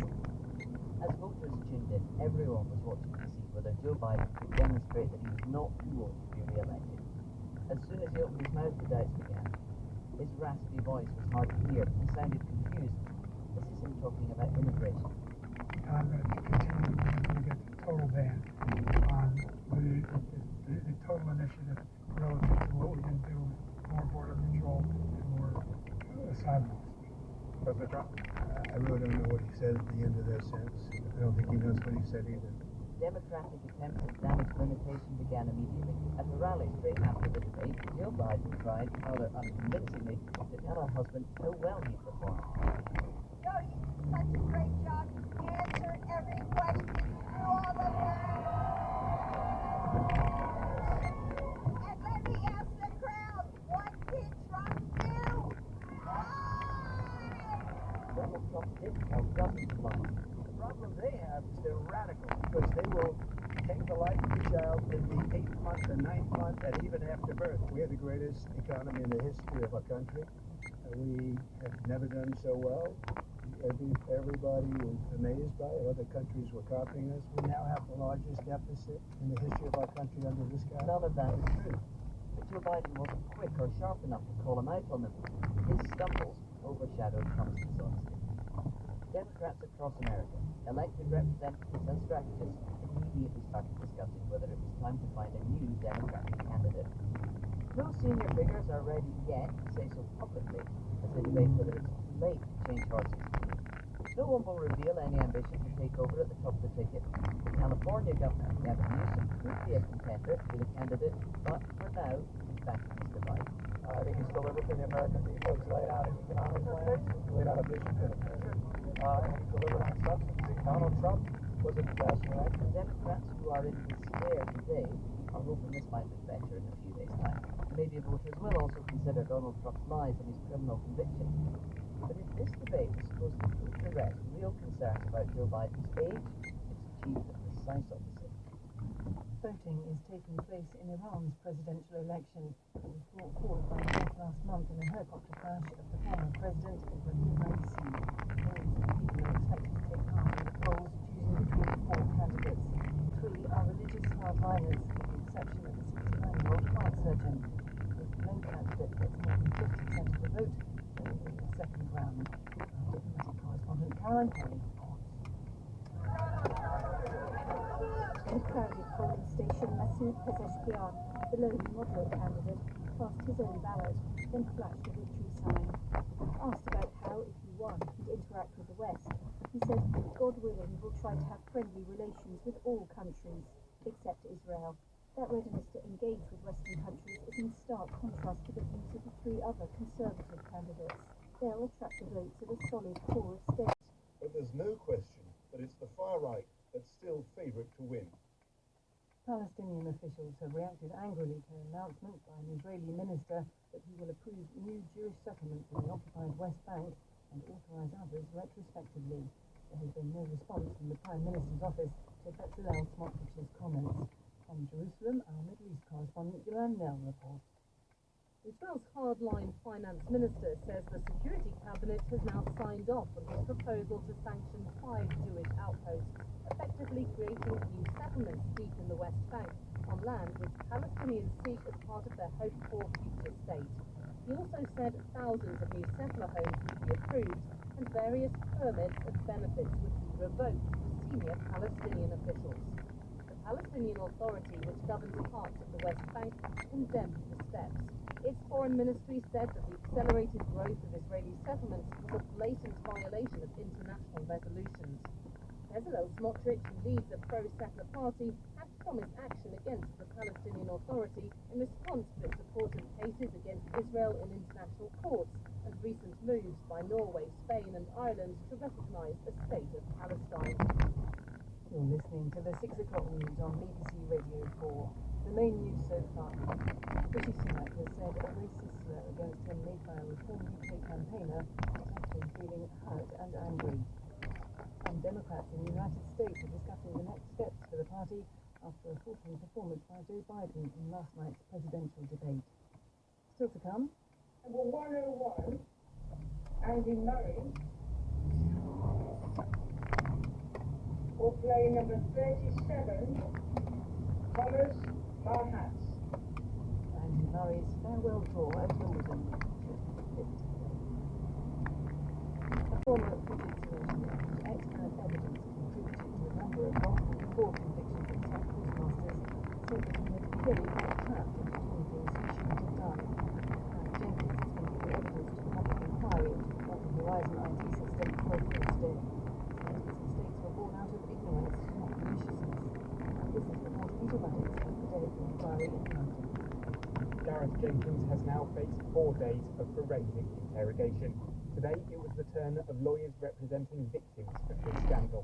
14 years after giving evidence that helped imprison Seema Misra, Mr Jenkins sat just yards away from the former South Coast mistress.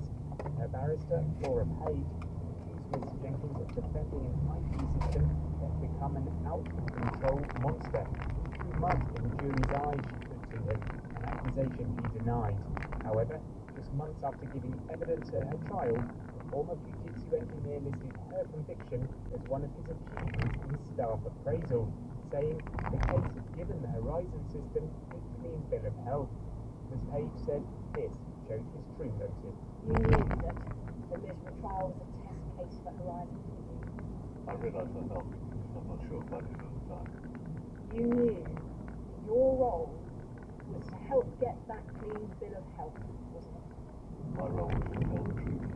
Time and again, Gareth Jenkins said he had not been properly made aware of his duties to the court when acting as an expert witness. He denied knowingly withholding information about bugs in the IT system or the ability for it to be tampered with remotely, and to Seema Misra, an apology.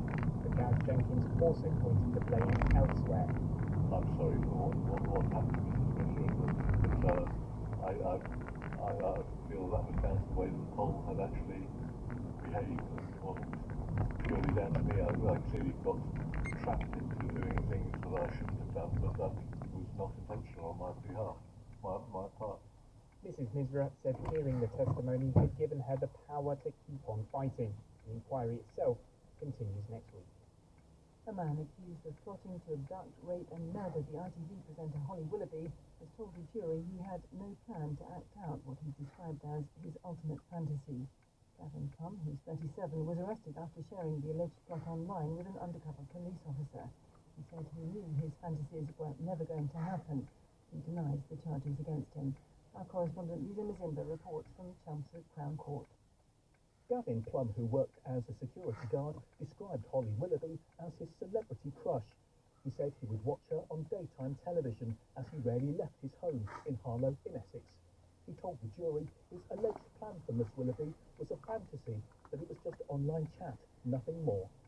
Gavin Plum said that a kit of items, including handcuffs, were not intended to be used on the former This Morning presenter, but rather with a consenting partner.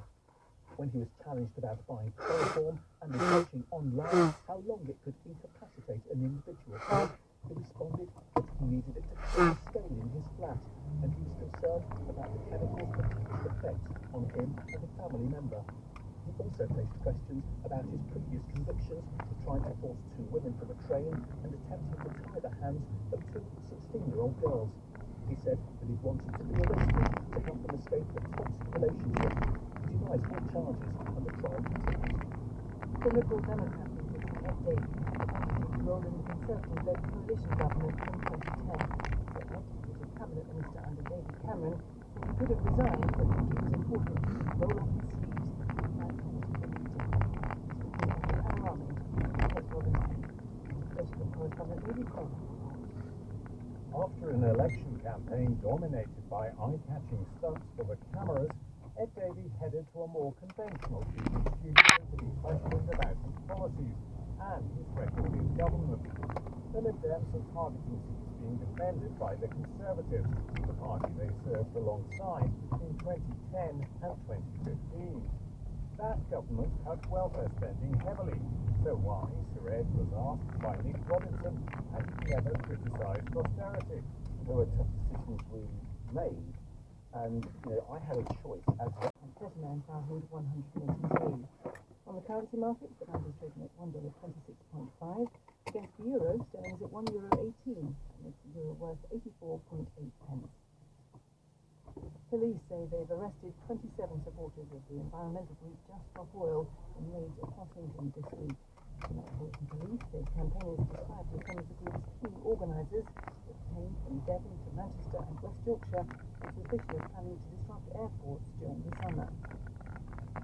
Princess Anne has returned home from hospital after being treated for concussion and minor head injuries. She was injured on her estate in Gloucestershire on Sunday and dropping a horse. Our correspondent Jamie. It's still not clear exactly how the Princess Royal sustained the injuries that saw her taken to Southend Hospital. It's understood that she can't remember the event, although it's thought to have involved a horse. But after 5 days, she has returned home to her Gacken Park estate, where she was walking at the time of her injury. Her husband, Tim Lawrence, thanked hospital staff for their care, expertise and kindness. Buckingham Palace said she will not be returning to her usually busy schedule until doctors say it is safe to do so. The royal family will be hoping she won't be out of action for too long. Princess Anne is regarded as the hardest working member of the family, taking on more trips and visits than any other royal.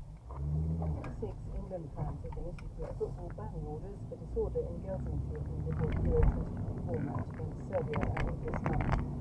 Football police and units have been working with the German authorities to identify those involved. Orders range from 3 to 5 years. The draw for next week's Wimbledon tennis championships has been made, with Andy Murray set to face an unseeded opponent in the first round. On Monday, we begin with the defending men's champion Carlos Alcaraz facing the Australian qualifier Rafael Nadal. Details from our tennis correspondent Russell Flicker. 101, Andy Murray will play number 37. Andy Murray's first round match will take place on Tuesday, giving him an extra 24 hours to continue his rehabilitation after undergoing spinal cyst surgery last week. Murray says it is probably more likely he won't play, but if he does, he will face the top 40 player Thomas Machac, who is very much a novice on grass. Of the British players, Emma Raducanu has the toughest challenge on paper against the world number 22 Yekaterina Alexandrova. No British players have been drawn against each other, but opening round success could see second round matches between Katie Boulter and Harriet Dart, and the current and former British number 1 players Jack Draper and Cameron Norrie. Novak Djokovic was one of the lucky ones given a chance to practice on centre court yesterday, and he now seems very likely to play, despite having had a knee operation just 3 weeks ago. He has drawn a qualifier in the opening round, but to win an 8th title in the circumstances and at the age of 37 would perhaps rank as his greatest accomplishment. The blue suede shoes worn by Elvis Presley have sold at auction for £95,000. He wore the shoes throughout the 1950s, including for a performance of Hound Dog on the Steve Allen Show. Elvis gifted the shoes to his friend and branch manager Alan Portis before joining the American Army. Auctioneers in Wiltshire had expected the footwear to fetch between £100,000 and £120,000. Dua Lipa will headline the Pyramid Stage at Glastonbury later this evening. More than 200,000 people have flocked to Worthy Farm in Somerset, the UK's biggest festival, with more than 100 stages featuring over 2,000 acts. The singer and the theatre dedicated to her song Carmen to her grandmother and other members of the Windrush generation, and she will present her set on the Pyramid Stage this afternoon. Culture and media editor Katie Razzle is there.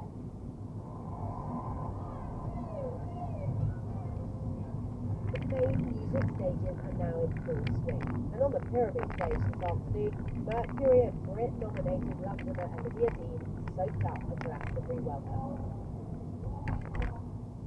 Tonight, Dua Lipa will headline here. She previously told the BBC she wants to create a nightclub vibe. Tens of thousands will be watching, thousands of others will be exploring elsewhere. For 5 days, a working farm is transformed into a non-stop party venue. There's so many amazing apps that you don't even realise that exist. The possibilities are endless. On the other stage, Fanfare Egg Hunt showcases real music to the crowd. My music, that was very raw, so I felt that kind of competition and one of the spread it out to other cameras and then have that creativity and level, that's what the aim is to do. Last year saw all male headliners at Glastonbury, In 2024, for the first time ever, the festival has 2 women in those headline spots. After Dua Lipa, on Sunday, the American R&B star SZA will take to the stage, her first time at this festival. The Legends slot has been filled by country and western queen Shania Twain. For the 210,000 people here at Worthy Farm in Somerset, the party is only just beginning. Anybody you're particularly looking forward to seeing? Shania Twain. Shania.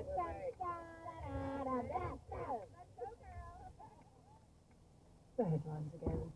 Rishi Sunak has condemned racist language used about him by an activist campaigning for Reform UK in the Clacton constituency. Bill Coward has claimed the whole thing was a total setup. Thousands of people are yet to receive their postal ballot 6 days before the general election. President Biden has told supporters in North Carolina that Donald Trump has set a new record for the largest number of lies during the debate last night. Biden has faced criticism for his own court performance. Iranians are voting for the country's new president, investigators have only seen in the hope to crash last month. And one of the candidates announced to run is seeking reform. A security guard accused of plotting to abduct, rape and murder the ITV presenter Holly Willoughby is Clinton's trial, whose plans were a fantasy and not real. BBC News. The news was presented by James. All reaction to the Trump-Biden debate on Americastator Sarah Smith, Justin Webb and researcher will watch and find out what they make of it. Tonight, here on Radio 4, where you can get fresh comedy. To go until polling day, Andy Zaltzman and the team are ready to raise annual election laughs in the news. Do you love jokes? She likes jokes. I'm a big joke guy. Do you find things funny? I can tell that by looking at it. Have you ever laughed? I'm glad you're finding this amusing. If you said yes to any of the above, BBC Sounds has got you covered. What are you thinking? There's Frank Skinner's. One person found this helpful. A show where we look at online reviews? Paul Merton's Rule 101. I don't like cows. You don't like cows? They seem to be everywhere. And no such thing as a fish. He just didn't want to wear socks anymore. What a legend. Find your next comedy favourite. Listen on BBC Sounds. Hello, I'm Andy Zaltzman. Welcome to the News Quiz.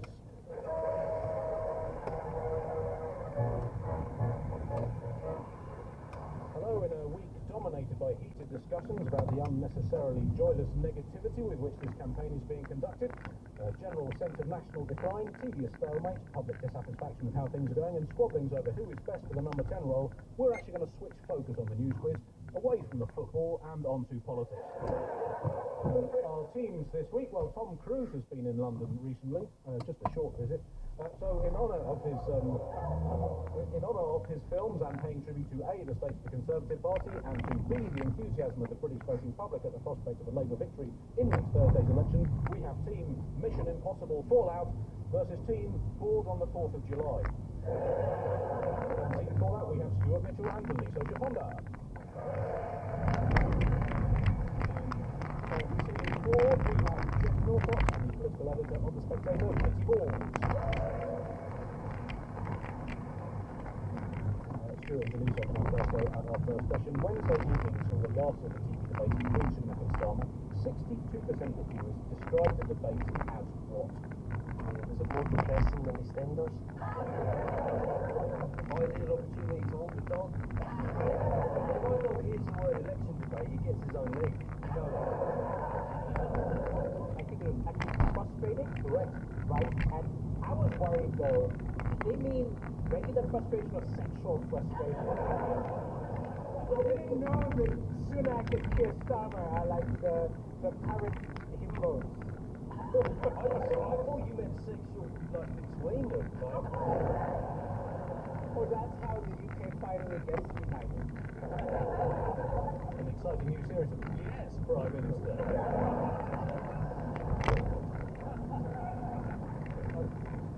Katie, presumably you've been contractually obliged as a journalist to watch every single second of these debates. How do you find this one? Well, there's only been 2 actual head-to-heads where they're both on stage at the same time, so you can see them interacting more. But I feel like we all feel as though we've probably heard enough from both Rishi Sunak and Keir Starmer, in the sense that they get asked the same questions and you don't necessarily get more back. I think with the head-to-head, it just often feels as if, Rishi Sunak's being really aggressive, and then Keir Starmer looks a little bit as though he just doesn't want to put, a foot wrong. It was though, Rishi does always come out with that energy. In Apprentice where they've got a sales task and he's got it's like he's trying to sell glass for feet. That's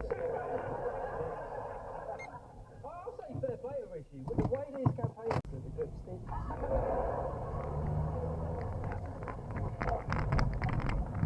Is it getting all the people who are waiting to be processed or claims to at current rating catapulted, is that the term? Can I just say, BBC Verify I thought was very good, and they verified this fact that it would in fact take 300 years to get the migrants to Rwanda if they went from Manchester Airport.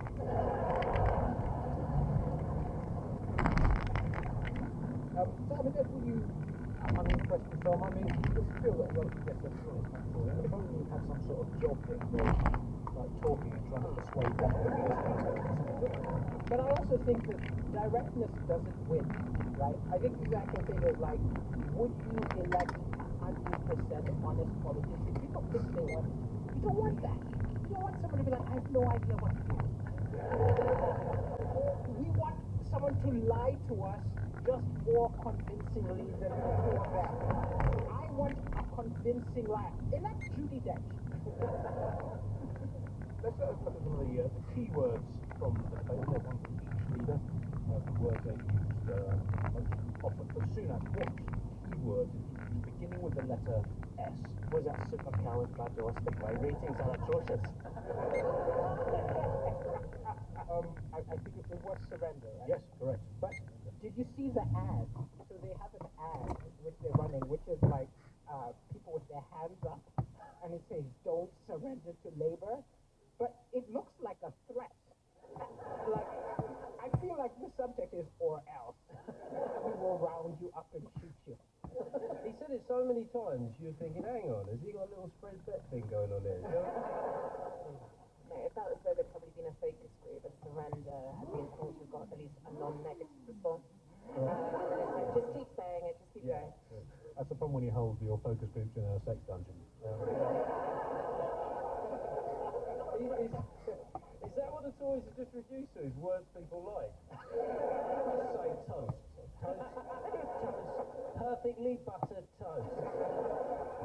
No, a key word for Starmer. Which word beginning with C? It's not that. I think it's the same word that we have on the Labour bus, and also the same word they just put anywhere rather than going for longer space, which is change. I think the amount of debt this country is in, we need as much change as possible. We'll all be looking for it down our sofa and all going to survive for the next 5 years. I was reading like the manifesto, and I saw that in the Labour one, they're trying to sort of woo the farmers, right? So they said they're going to ensure that these costs of food served in schools, hospitals, and prisons will be British. And like, is that torture? Like, give them some flavor for the love of God. Oh, national prison, except maybe someone's never tried to the mushroom pot there.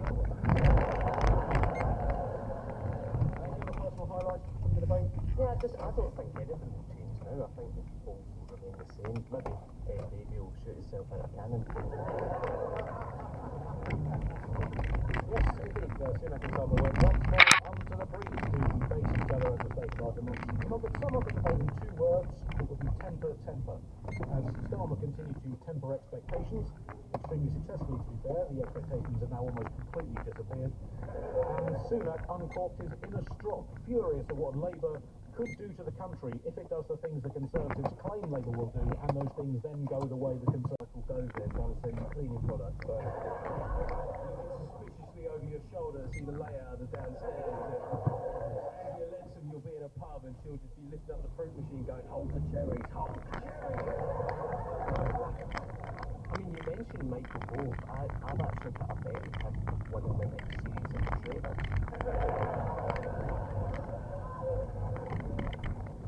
But to be fair, it's not just the Tory party that's been involved in this, it's been all the political parties, and even in Scotland, Scottish Lib Dem leader Alex Cole Hamilton. And if you don't know who that is, well, the Lib Dems are also a political party. So he's admitted as well that he placed bets that some elected SPs and MPs will be elected in these constituents in Scotland. And he got caught. The only reason he got caught, I think, is because he brought a pen out to sign a document, and it was from the bookies. Amongst those alleged suspiciously well-founded bets on a surprisingly early date and a surprisingly early election to be surprisingly called, include the Prime Minister's private secretary, who put a £2,000 bet on. It was only £100, but they say £2,000. That's just the way this election goes. The party's chief data officer, the police officer working as part of the Prime Minister's close protection team, two candidates standing for Parliament, one of whom is married to the party's director of campaigns, a horse belonging to a special advisor. Finally complaining about horses betting on humans after all these years. The interim Tory chair, Ray Winston, and according to a rumour that I'm just making up right now, Rishi Sunak himself, although he got the date wrong. Labour is also suspected the parliamentary candidate of betting against himself, clearly a hardened veteran of previous Labour campaigns. It is bizarre, though, the fact that these bets were placed and people didn't think, oh no, we shouldn't do this. I mean, thinking you could place bets on the election day as a Tory candidate and not get pulled up on it, that to me is a similar level of blind naivety as developing a new frothed alpaca blood drink and then being surprised when animal welfare groups and image rights lawyers start to get involved when you launch the Al Pacino.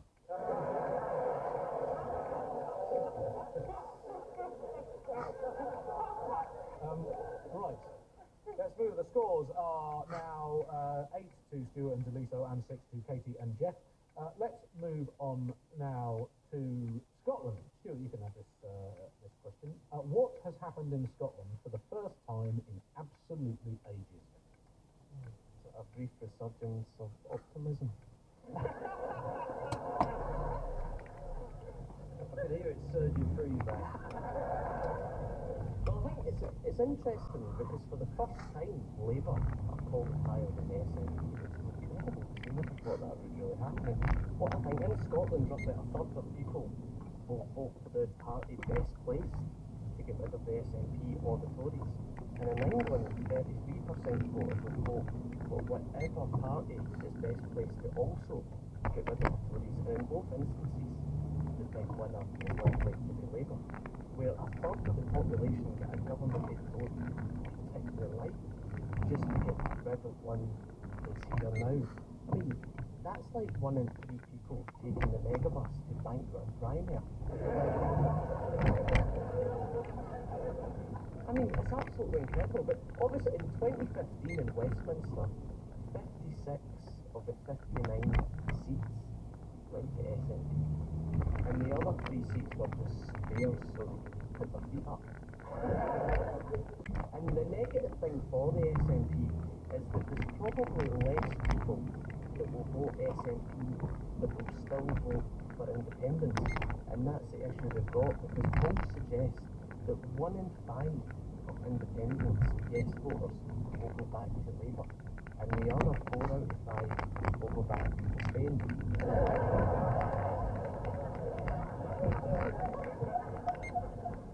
I mean, I wonder, Stuart, like, if we sort of underestimated how much the SNP are going to implode, because obviously there are issues under Sturgeon and Hunter, but John Swinning, he's a sort of gaffer to the end of the season sort of guy, isn't he? You know? Now, I don't know if he can lead Scotland, he could get England out of the quarterfinals, I do think. He's got that sort of gritty thing. And Stephen Flynn, he's really articulate. I mean, his policies don't make any sense. He's got no roadmap to independence and no idea what he'd do when he gets there. But he uses some great phrases, man. And he's also come up with this idea where they said they're going to table a bill which they're going to challenge Labour to rule out privatising the NHS. Labour aren't doing it. None of the parties are planning to privatise the NHS. I thought it's an interesting strategy, isn't it? You should challenge people to rule out doing something bad against stuff you love. You know, will you rule out a ground invasion against David Attenborough? Like, what are you talking about? The other issue is the Scottish Conservative, Douglas Ross. He's also involved in it. As if Tories can create even up in Scotland. the lowest approval rating of all leaders in Scotland. 19% saying that he would do a good job. And they would rather vote for VAR.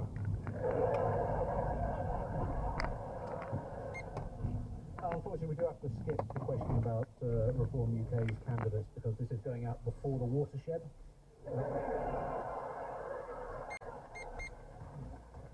One of the key issues in this election campaign is all the key issues that have barely been talked about, the so-called elephants in the room. Shut our eyes, boys and girls.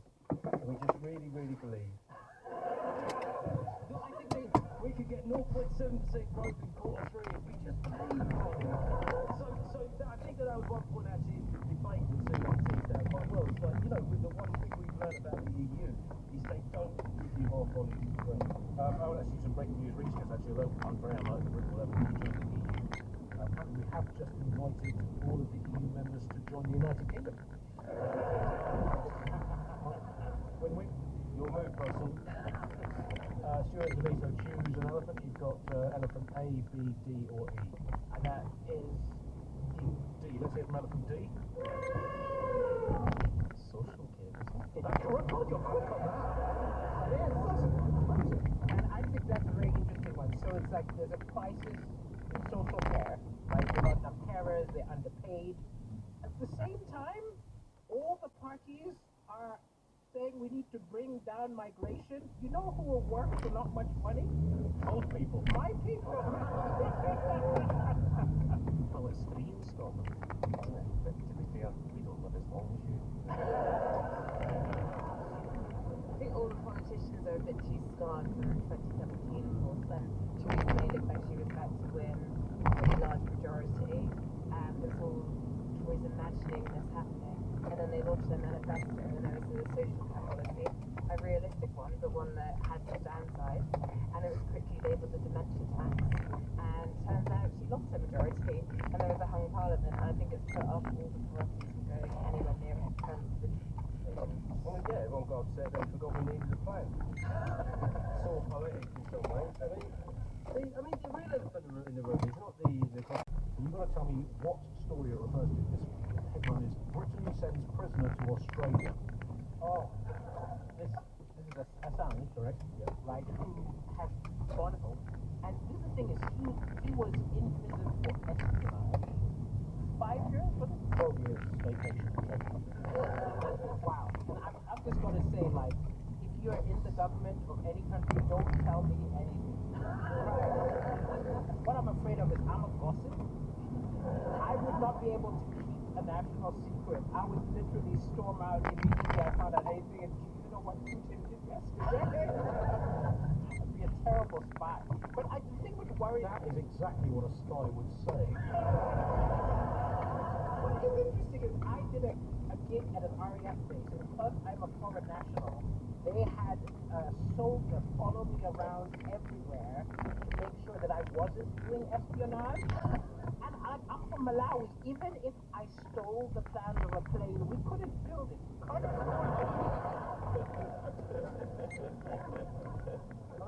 looked at the case of Assange and I've looked into and I think it's good. And I say that because he looks like a wrong un. And that is how I face that's how I face a lot of things. You know, first 5 minutes of banged up abroad, I'm like wrong un. And I mean, if he doesn't want people to think he's guilty, don't adopt the look of Draco Malfoy. Guilty of what is my question? Just whatever they're saying. Oh, whatever.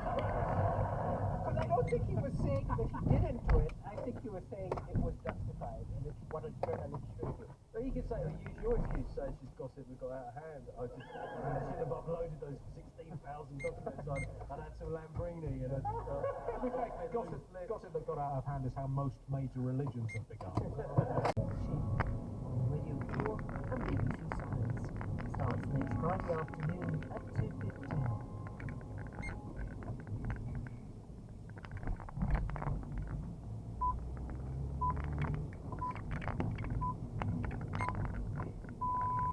BBC News at 7 o'clock. Rishi Sunak has condemned the use of a racist term against him by a Reform UK campaigner. Mr Sunak repeated the words deliberately, saying he had to call out language which made him feel hurt and angry. He also said the Reform Party's leader, Nigel Farage, had questions to answer. The comments were secretly filmed and broadcast by Channel 4, while activists were campaigning for Reform UK. Nigel Farage claimed the comments were a setup, which has been strongly denied by Channel 4. Here's our political correspondent, Joe Clark. Nigel Farage's surprise entry into this election revitalised and re-energised Reform. That seems to have given them a bit of a poll boost as well. But his controversial comments about Russia and Ukraine in recent weeks, plus the drip of allegations concerning first candidates and now campaigners, has left some of those around Mr Farage feeling nervous. Joe Biden has insisted during a campaign rally that he intends to win the US presidential election. He scores concern in his own party with his poor performance during last night's televised debate against Donald Trump. At times, the president, who's 81, lost his train of thought, while Mr Trump, 3 years his junior, made a string of unverified and unchallenged claims. A Russian missile has hit a residential building in the city of Dnipro in central Ukraine, injuring 3 people. Officials say the attack caused extensive damage to the 9-story building. President Zelensky said 4 floors have been destroyed. Police in Tenerife have called for volunteers with expertise in difficult terrain to join in the search for Jay Slater tomorrow. The 19-year-old from Oswald Thistle in Lancashire disappeared as he tried to walk back to where he was staying 12 days ago. Elvis Presley's famous blue suede shoes have sold at auction in Wiltshire for £95,000. He wore the shoes throughout the 1950s, including his televised performance of Hound Dog, gave them to a friend before joining the American Army. BBC. Thank you very much, Chris. In a few moments, we're off to Ambridge, where there's a sad goodbye for one family. That's it. It's your bin. It's your shopping. It's your commute. It's your tax. It's your business. It's your home. It's your operation. It's your environment. It's your city. It's your community. It's your future. It's important to you. It's important to us. Our coverage will make sure your voice is heard because it's your election. This is our BBC. The recorder Baron Hooper had it found out on the Stephen Peru joined. Keep watching as the final 5 tracks of the season's playlist. For a famous animated woodpecker, some TV soundtrack from Beatles and Beethoven, and a full conversion of the classic 1960 guitar track by the Shadows. That's all to look forward to in 15 minutes here in the playlist. Now, to form, Linda is facing an impasse in the Archers.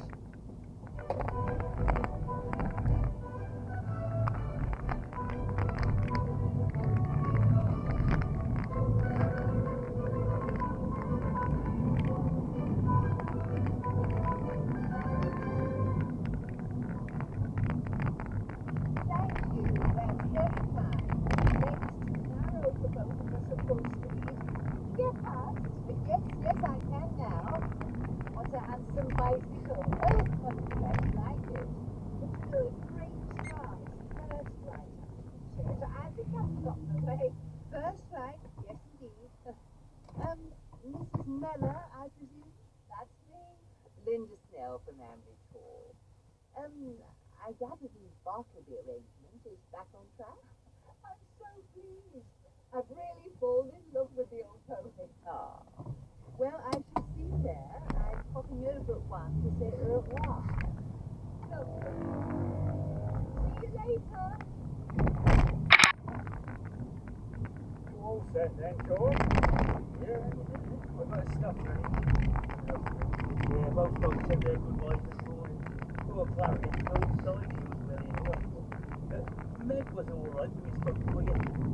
She said it ain't the first time. Well, it's a difficult thing to do, Happy. Well, she's a caring person. You'll be all right. Good, she's very good. Right, we're going to get some things. Alright, pick that tomorrow.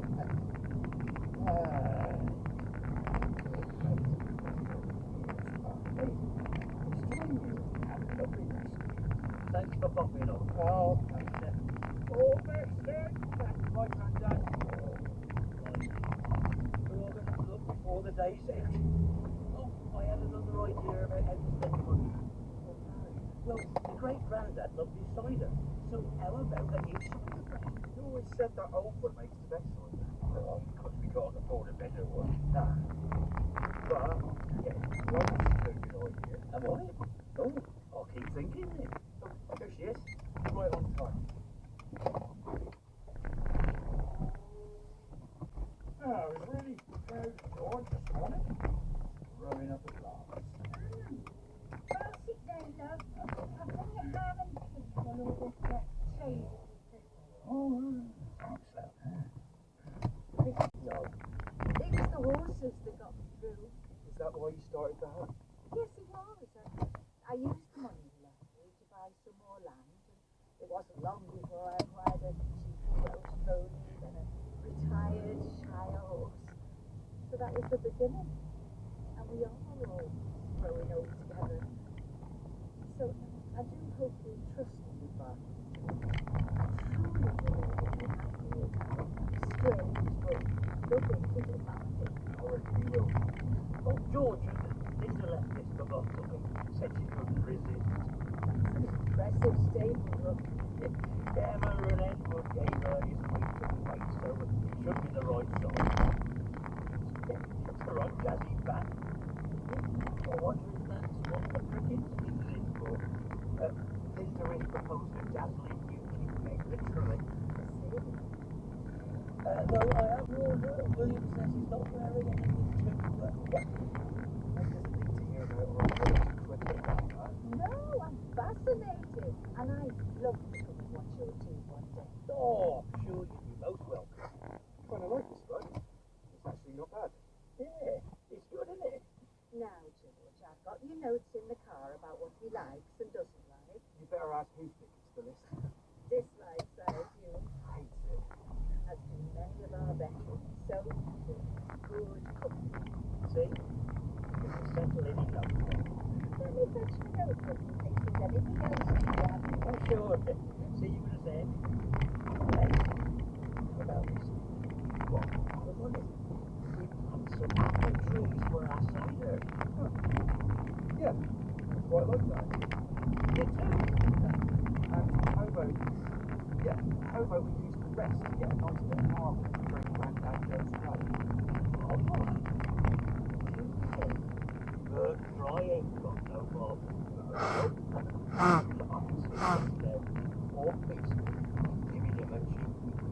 As if to say, boy, look who's got marble.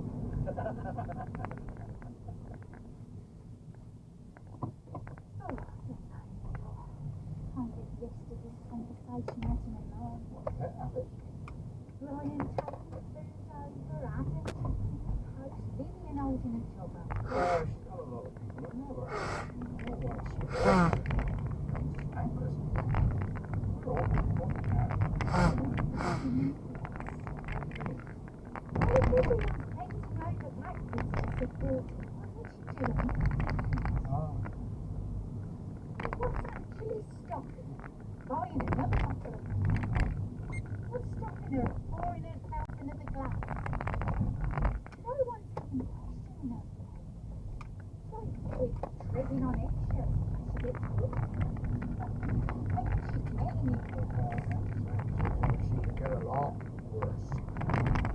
She's seen half the people that have managed to rescue Australia. Stop. I'm not stopping. But look, it's actually quite an achievement. No, Rush. This was a bright young mother, full of energy, raising her daughter, taking her own, running a business, in charge of stuff. All that's applauded. But we're supposed to be grateful when she gets in the shower and manages not to stir her speech for half an hour. And then she's pleaded not guilty. There's a very real chance she will go to prison.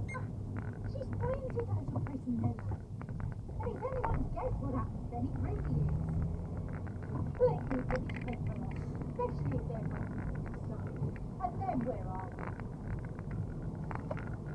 Someone manages to persuade her to change her It's one proof.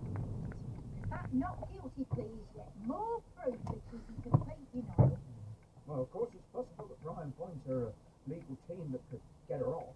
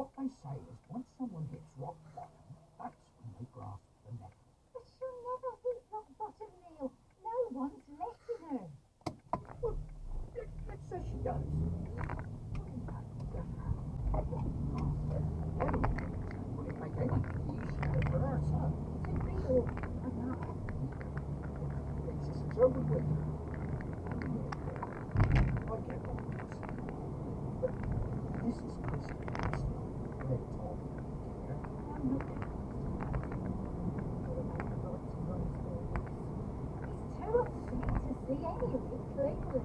You still think we should be on it from this week's first. But we're doing things. And all the time, Alex self-medicates into a stupid and not half a mile from where we're sitting. We've had some evening appointments coming in. Wants us to see goodbye from Marcus visited us. Oh. Oh. Martin's insisting on going through next year's projections, so I'll be working later in the week. But if you're not comfortable doing it, try and ask him. No, don't be silly. Yeah? Whatever we do, Martha's relationship with her mother is still really important. I know, and that's why I'll do it. We'll have to wonder, for all I know, what intentions, if we're not just prolonging the inevitable. And what we're doing is enabling them to carry on drinking. How does that help his mom? Okay, that's nice and secure. You're good to go, boy. It's going to be weird at first, mate. You'll get used to it, yeah? Won't take long. Coming! Thanks for listening the past few weeks, right? I'm not judging or whatever. Yeah. Couldn't have got through none of it without you here. I've heard you're such a fan of that you have a puzzle cannon tattooed on your arm. Correct, Anna, yes. This is I wanted a permanent monument to my musical geekery, and I thought the only way to do that was the most pretentious tattoo physically possible. So this is amazing puzzle cannon. So you've got this melody. And so on, and then if you take that melody, invert it, make it twice as slow, and then take that again, and then take the other one again, you get this extraordinary four-part texture.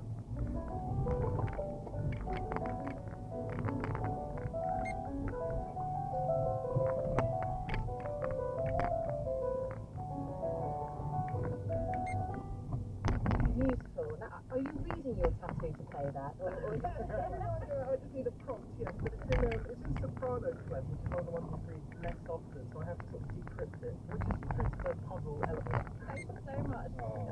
Welcome to you both, Keelan and Heidi, to Add to Playlist. Okay, you all know how this works by now. As ever, we pick up where we left off at the end of the previous episode. In this case, it was...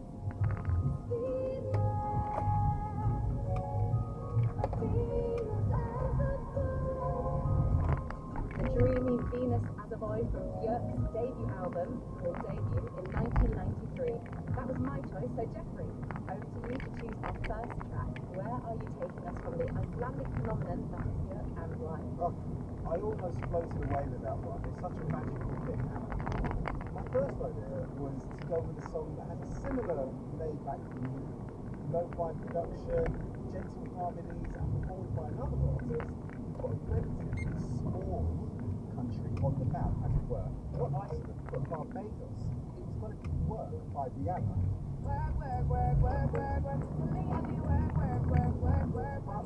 It's too similar.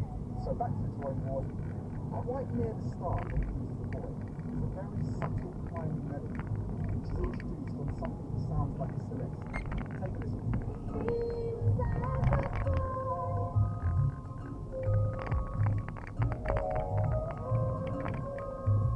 That reminded me so strongly of a melody from my distant childhood. Something lively and animated, as you first clue.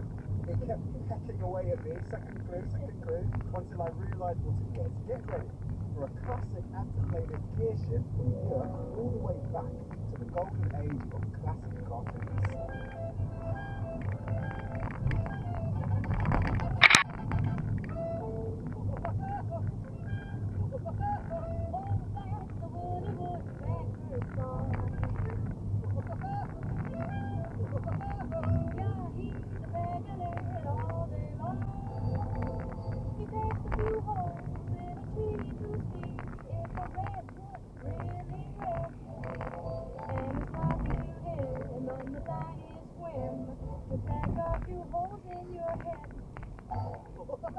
Woody Woodpecker song from the Woody Woodpecker animated short Wet Blanket Policy from 1948. All right, people. I'm hearing the link. Heidi, I'm looking at you.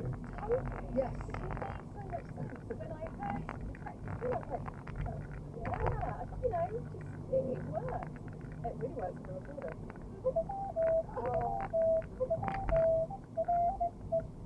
That makes me so happy. That is all I wanted from this episode, to hear that playing on a recorder. Fantastic. Is that a very natural thing to play? It's really natural. It's well, I was trying to think why it fits so well. I think because the recorder is such a childlike instrument, and this piece is such a childlike piece. What I understand is it's a hugely popular piece of its time. So the recorder also a hugely popular instrument, but it's in a major key. It's in a key that fits really nicely for the recorder. It's in a key that also fits really nicely for the human voice. So I guess the reason why it's quite catchy, and it also has a sort of slightly nursery rhyme sort of quality to it, childlike vibe to it. It has that buoyant sort of happy major key. Off along to it. I would never have listened to that melody and then related it to Woody Woodpecker. So this is genius. It was in my head. I just knew I'd heard the shape. How would you describe the shape of that melody? I'm looking at our pianist. Oh, it's brilliant. It's genius. Yes, so what we have, which Heidi's already played wonderfully out there, that arpeggiating figure, what we call an arpeggio, which is basically a broken chord. So in this case, C major. And then just breaking it up and playing one note after the other. And then this is passed through all the different instruments in this huge big band that they've got to hand. Not to mention the voice at the beginning, which is so iconic. You can't get more earworm really than that.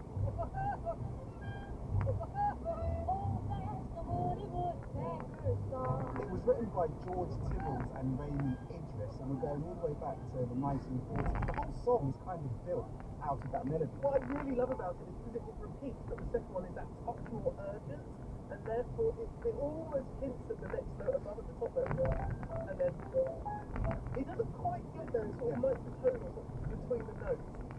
Yeah, really, really wonderful, enjoyable. So who's actually singing, and who is it making those vocals? One, Gloria Wood is providing the vocals, but the trademark laugh is performed by Harry Davids, who comes in with that laugh, which really does bring the animation to life in your head. You can see the character, probably because we've all grown up and we're familiar with the Woody Woodpecker character, which was in the cartoon. It was first introduced in a cartoon called Wet Blanket Policy, which was the 30th animated short in the Woody Woodpecker series. Now, when the song was first made and released, it sold over 250,000 records within 10 days. This was an instant hit. And it led to the song being included in the cartoon, so that's the way it happened. It wasn't in the cartoon, but it got put into the cartoon, and that was the first appearance of the Woody Woodpecker theme song. Here we are. It's got a big ensemble, you can hear all the brass, you can hear the recorder. Very different ways when you're demonstrating that. We can do all sorts of things like this kind of really hard staccato. We can sing as well. We can create all kinds of interesting sounds. So lots of contemporary composers and older composers have written all sorts of things for recorders. But fluctuating was what I was doing the first one. Give you a really birdy sort of thing. So that was my next route. Basically, I was thinking, right, I go down this path. But then I got to thinking about repetition. Repetition is a huge feature of all music, right? It comes over and over and over and over again. And so I thought repetition in more ways than one. And so I landed on a track, and that is Farrell Nels Brown.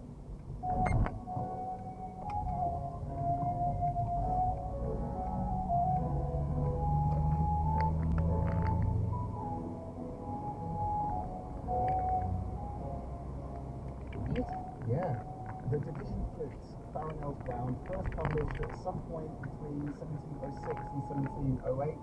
I'm thinking. Yeah. What is it? So, this is probably one of the most popular tunes in the 17th and 18th centuries, but it's a 15th century Portuguese tune, probably older, really, and quickly spread across Spain and Western Europe. And although this chap Farrell Nels wrote with 6 divisions, he didn't invent the tune. It was known as Farrell Nels Brown in England, but more widely known as La Folia, or Le Folie d'Espagne, or any other spelling variations of those titles. So La Folia is probably how it's best known, really. You just have to type it into the internet and the internet explodes. versions of this. It's like a baroque bang. Okay, so this is a baroque banger. It's a baroque banger. Okay, like, this is a standard. Oh yeah. When you say divisions, what are we talking about here? It's like you have a tune and then they're just variations of the tune, really. So they're sort of decorated variations. This track is what we call baroque pitch. So the pitch is slightly lower, and as a recorder player you have in your collection instruments at modern pitch, piano, instruments at baroque I pitch. see. And the record you're holding now is at baroque pitch. Exactly. Are there any hallmarks of that era, that period that we're hearing in this particular piece? Yes, we have got the instrumentation. You have a continuo band, which you've got this melody line here, and then you have a continuo band effectively. You could have your continuo line as just a harpsichord or a baroque cello. Okay. So here, Continuo line, you mean bass line. exactly, and I think here we have a harpsichord, perhaps a theorbo in there. I can hear something strumming, could be a baroque guitar, I think it's a theorbo, and a baroque cello, or it could be a viola da gamba.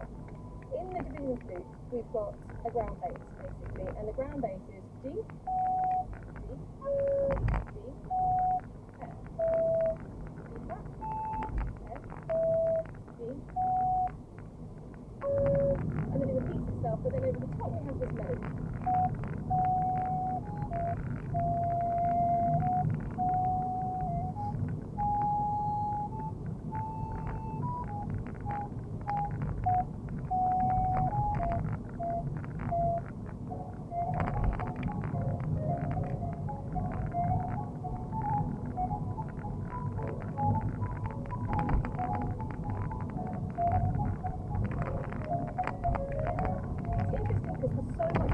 Written down, and so we have to make those decisions on the music. There are no dynamics written here, there are no slurs, there are no staccatos, there are no tempo markings. So a lot of this is just up for grabs. You know, we can be pretty creative, and you'll hear so many different versions of this, so we can take it anywhere we like. This is a piece that is, it's everywhere. It's everywhere across several centuries. So lots of composers tackled La Folia. Lully was a big fan. Corelli, who was a huge deal in the Baroque period, he had a go at it, to say the least. Everybody loved his version. Handel, Bach, Murray, Scarlatti, Vivaldi, Beethoven, Rachmaninoff, the list goes on and on. Like, you hear it in folk music, you hear it in film music, you hear it in Britney Spears. You hear what? La Folia. Okay. I did it again.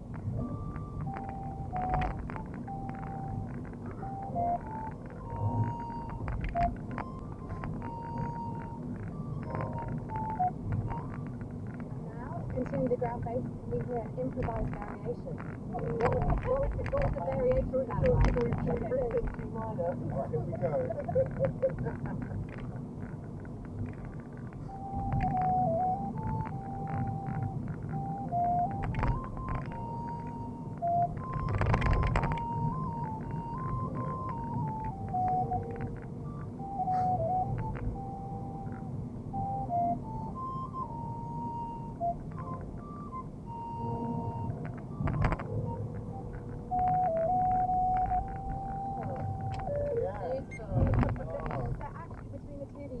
Exemplified what theme variation is about. You take a very simple melody, you add ornamentation and give it your own slice, and thus the theme variations of Britney Spears.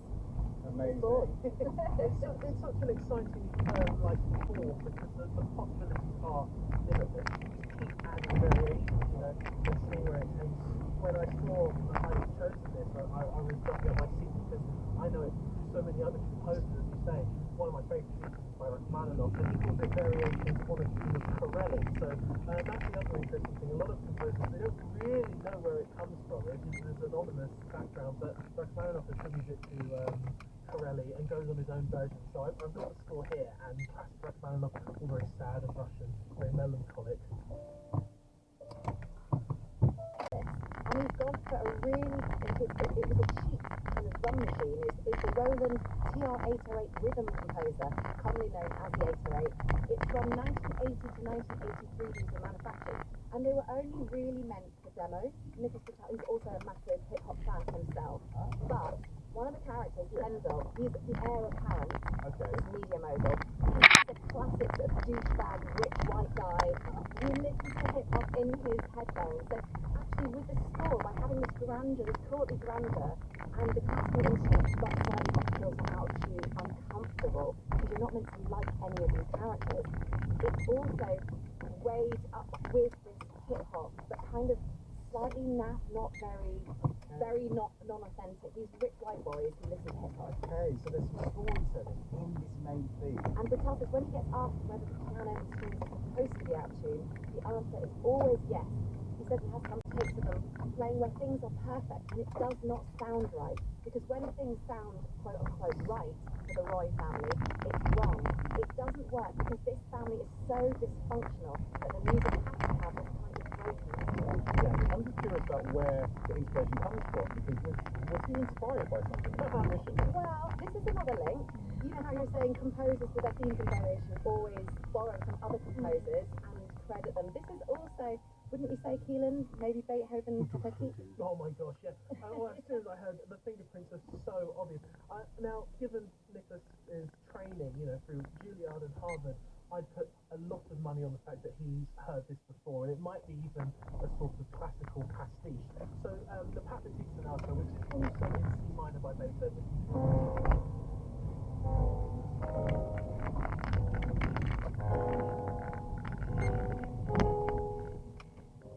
And then towards the end of the first movement, you have this section that, well, just listen to it.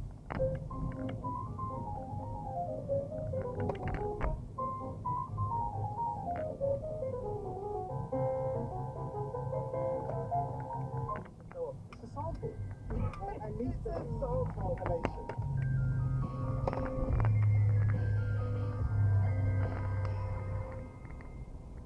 Well, I'm sold. I'm definitely going to watch it. Alright, so you won me over, Anna. Thank you for that. You're welcome, Jeffrey. This is At the Playlist with me, Jeffrey Boitier. And me, Anna Phoebe. Our studio guests today are the recorder player, Heidi Bardell, and the pianist, Keelan Carew. A quick reminder of our first 3 tracks in today's playlist, please, Anna. Track number 1, Woody Woodpecker Song by Kate Kaiser. Track number 2, The Division Flute, Farinel's Ground. Track number 3, Succession, main title theme by Nicholas Bertel. Over to you now for track 4 then, Keelan. What's it going to be and how did you get there? Once I pulled myself away from this theme and the Beethoven I'm so clearly indebted to, I was just lost in this world of C minor. C minor is such an important theme for Beethoven in particular, and his final piano sonata. It comes up again and again and again. But I was also really drawn to this bass line, basically, incidentally, and through this low string,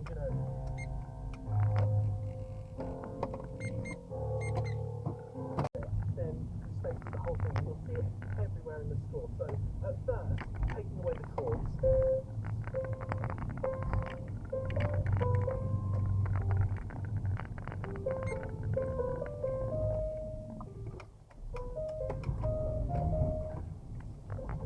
Stay with that through the whole thing. I promise you, it will give everyone, because that's the only theme of this whole work. It's so how he does it, how he's shuffling so much material. I hear what your thoughts. The melody is so beautiful, and when it comes into a major key, it's almost like the cloud, it's so dramatic and it's so moody, and it's just so much going on. It feels like a conviction, it feels very much like it's written for, the screen or something. There's just tons of material there. It's a real emotional journey, and then when the clouds part, when it becomes the major key, it's so beautiful. You have this.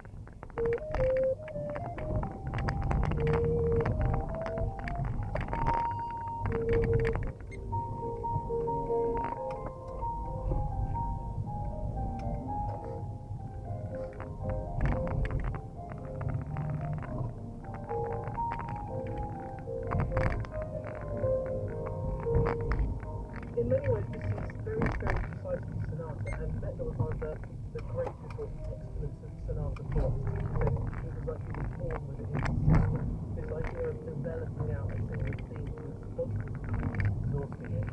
He wrote loads of them, and each of them, one of them is, about 35 minutes through of just continuous, relentless, restless music. Literally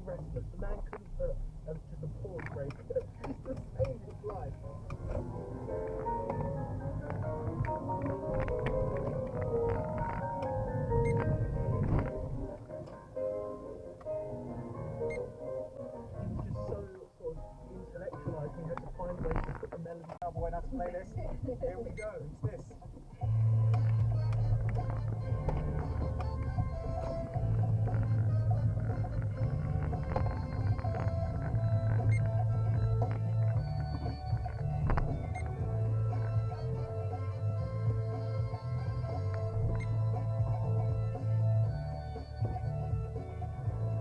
Apache by the Incredible Bongo Band from 1973. Alright, Anna, Keelan, Ivy. It's not what I was expecting. I love it. I love it. I love this track. And I just love how this little sort of motif develops from the Weaving track through to the Shadows track through to the Incredible Bongo Land. Bongo Band. And I think at the very beginning of the Weaving track, I think it says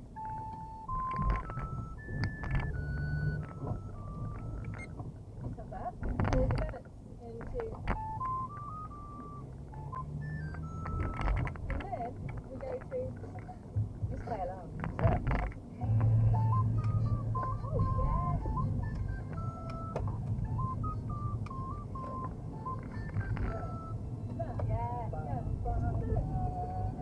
Oh, I love that. And then it develops. You can play this track and just have all of the recorders lined up, and then just do one little phrase and list all of them. Oh, Keelan. I mean, this one starts with such intent. It's a drum break, and it's so fucking on the dance floor before you realise where you are. This is it. Well, at first I didn't kind of recognise it. I heard bongos and so on. Like, what is this? I'm sure I must have heard this one. And then you get to the iconic down, bow, bow. And then once I heard those hits, I realised the version that I know it from as well, which is Sugar Hill Gang. Yeah, jump on it.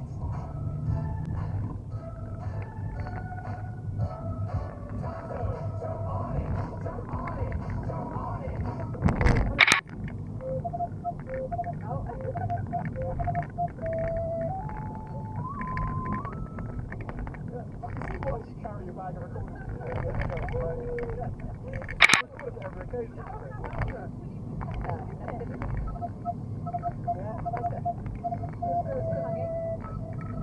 It's got such an interesting lineage. I mean, if you go right back to when this was composed, we're talking about Apache written by an English songwriter, Jerry Jordan, born in 1934, died in 1995.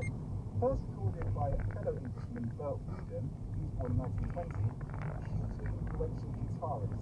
Now, when Jerry Jordan first wrote this, he was inspired by a film called Apache, believe it or not, starring Burt Lancaster. Quite dubious now, isn't he? Yeah, because he's playing an Apache warrior, and he looks like Burt Lancaster. So that film was what inspired this song in the first place. You wanted to have a sense of the grandeur, the heroic, the nobility, all of that romance was in the original composition. There's a little section of solos about a third of the way in, which is very grand. It's all sweeping notes and climbs with sense.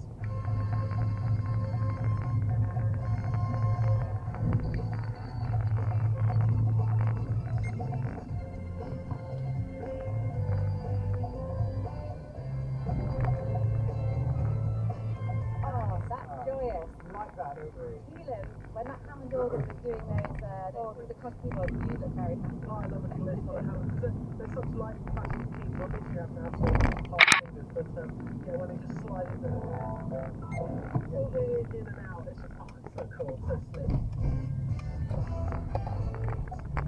There is, at one point, a drum break, and it's not just any drum break, it's an extended drum break that has come to be known as a Apache drum break. Dare I say, some incredible bongos. This particular drum break, played by one Jim Gordon, is game-changing because it will go on to become such a big part of modern music, spanning genres including drum and bass, electronic dance music, and hip-hop, because it's been sampled so much. The Apache break in so many editions. It's pretty much in the DNA of modern hip-hop music and rap music in general. So I'm certain that young Patel has heard the Apache break a few times. So that is a section of the 1.5 minute long drum break. Now, it's a drum break, not a solo, because it doesn't really do much, and it's quite brazen to put that in the middle of the track.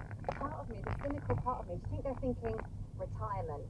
Do you think they knew that it was going to so cynical. They have no idea. The reason why it got used by very early hip hop DJs, including Kool Herc in the 1970s, is because it's long, so you can dance to it. Well, next Friday evening at 7:50, see you return for Radio 4 favourite. Why do we love watching London? It just provides a perfect structure on which to hang a story. The new series of Screenshot begins with an exploration of on-screen three-cornered relationships. For a love triangle to be successful in a film, there needs to be a kind of counterbalancing element of darkness. It's sort of dealing in metaphors which bring one over the other because they represent something. To me, that's a very real drama that just one that they don't have. The new series of Screenshot with me, Mark Kermode, And me, Ellen Lee Jones. starts next Friday evening at 7:15 on Radio 4 and BBC Sounds. After the news, Alex Forsyth presents Any Questions from the Marine Hall.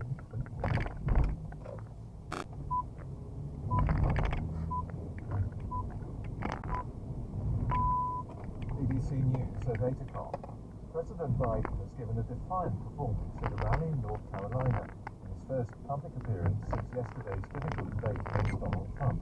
Mr. Biden told supporters that America itself was at stake in November's election, calling his opponent a genuine threat to democracy. Acknowledging concerns about his debate performance, President, who's 81, insisted he was still capable of doing the job. I know. Folks, I don't walk the country I used to. I don't speak the school today. I don't conduct debates all the time. But I know what I do know. I know how to tell the truth. The Prime Minister has said he's angry and hurt after a Reform UK party campaigner was reported on the cover by Channel 4 using a racist term to describe him. Mr. Sunak said Reform UK's leader, Nigel Farage, had some questions to answer. Mr. Farage claimed the activists had been set up, something Channel 4 has strongly rejected. Princess Anne is back home after a 5-night stay in hospital in Bristol. She suffered a minor head injury and concussion caused by a horse on her estate. Buckingham Palace says the Princess Royal, who's 73, is expected to make a full recovery and will return to public duties when her medical team allows. Police in Kent, who went to locate a stolen tool which was equipped with a tracking device, found more than 3,500 tools including drills, nail guns and angle grinders.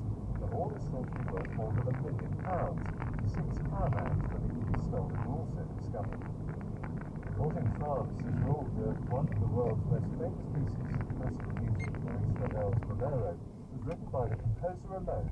It rejected a claim from the heirs of the Russian stage designer Alexandre Benoit that he'd helped compose the work. The ruling means that Bolero stage in the public domain free of copyright. BBC. And our Radio 4, it's time for Any Questions. Alex Forsyth.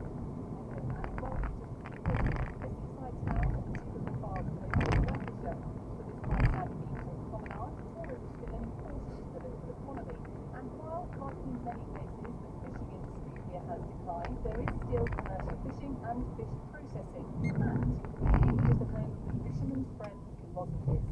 We are at the Marine Hall, which sits on the seafront, displaying its Art Deco heritage and stained glass dome. It is a year-round event venue, and it's hosted some big names, from local boy Alfie Boe, who gave his first public performance here, aged 14, to the Beatles, who were booed off the stage by the locals. Let's hope that doesn't happen to our panel, who is suddenly looking quite nervous. Through the election campaign, we've had a range of parties on this platform. This week, our last programme before polling day, we have the former Conservative Cabinet Minister and representative for his party, Sir David Davis. David was first elected to Parliament in 1987. He's a former Brexit Secretary, and he's twice stood to be Conservative leader. Before politics, he grew up in York, he joined the SAS after school, and went on to work for Tate & Lyle for 17 years. When Sweeting is Labour's Shadow Health and Social Care Secretary, he first became an MP in 2015, and before that he was a councillor in London. He grew up on a council estate in Stepney and went on to read history at Cambridge University, and he's a former president of the National Union of Students. Sarah Olney is the Liberal Democrat spokesperson for the Treasury, Business and Industrial Strategy. Outside of politics, Sarah's worked as a bookseller and as an accountant for a whole range of companies, including Barclays. You're not going to to see the benefits of.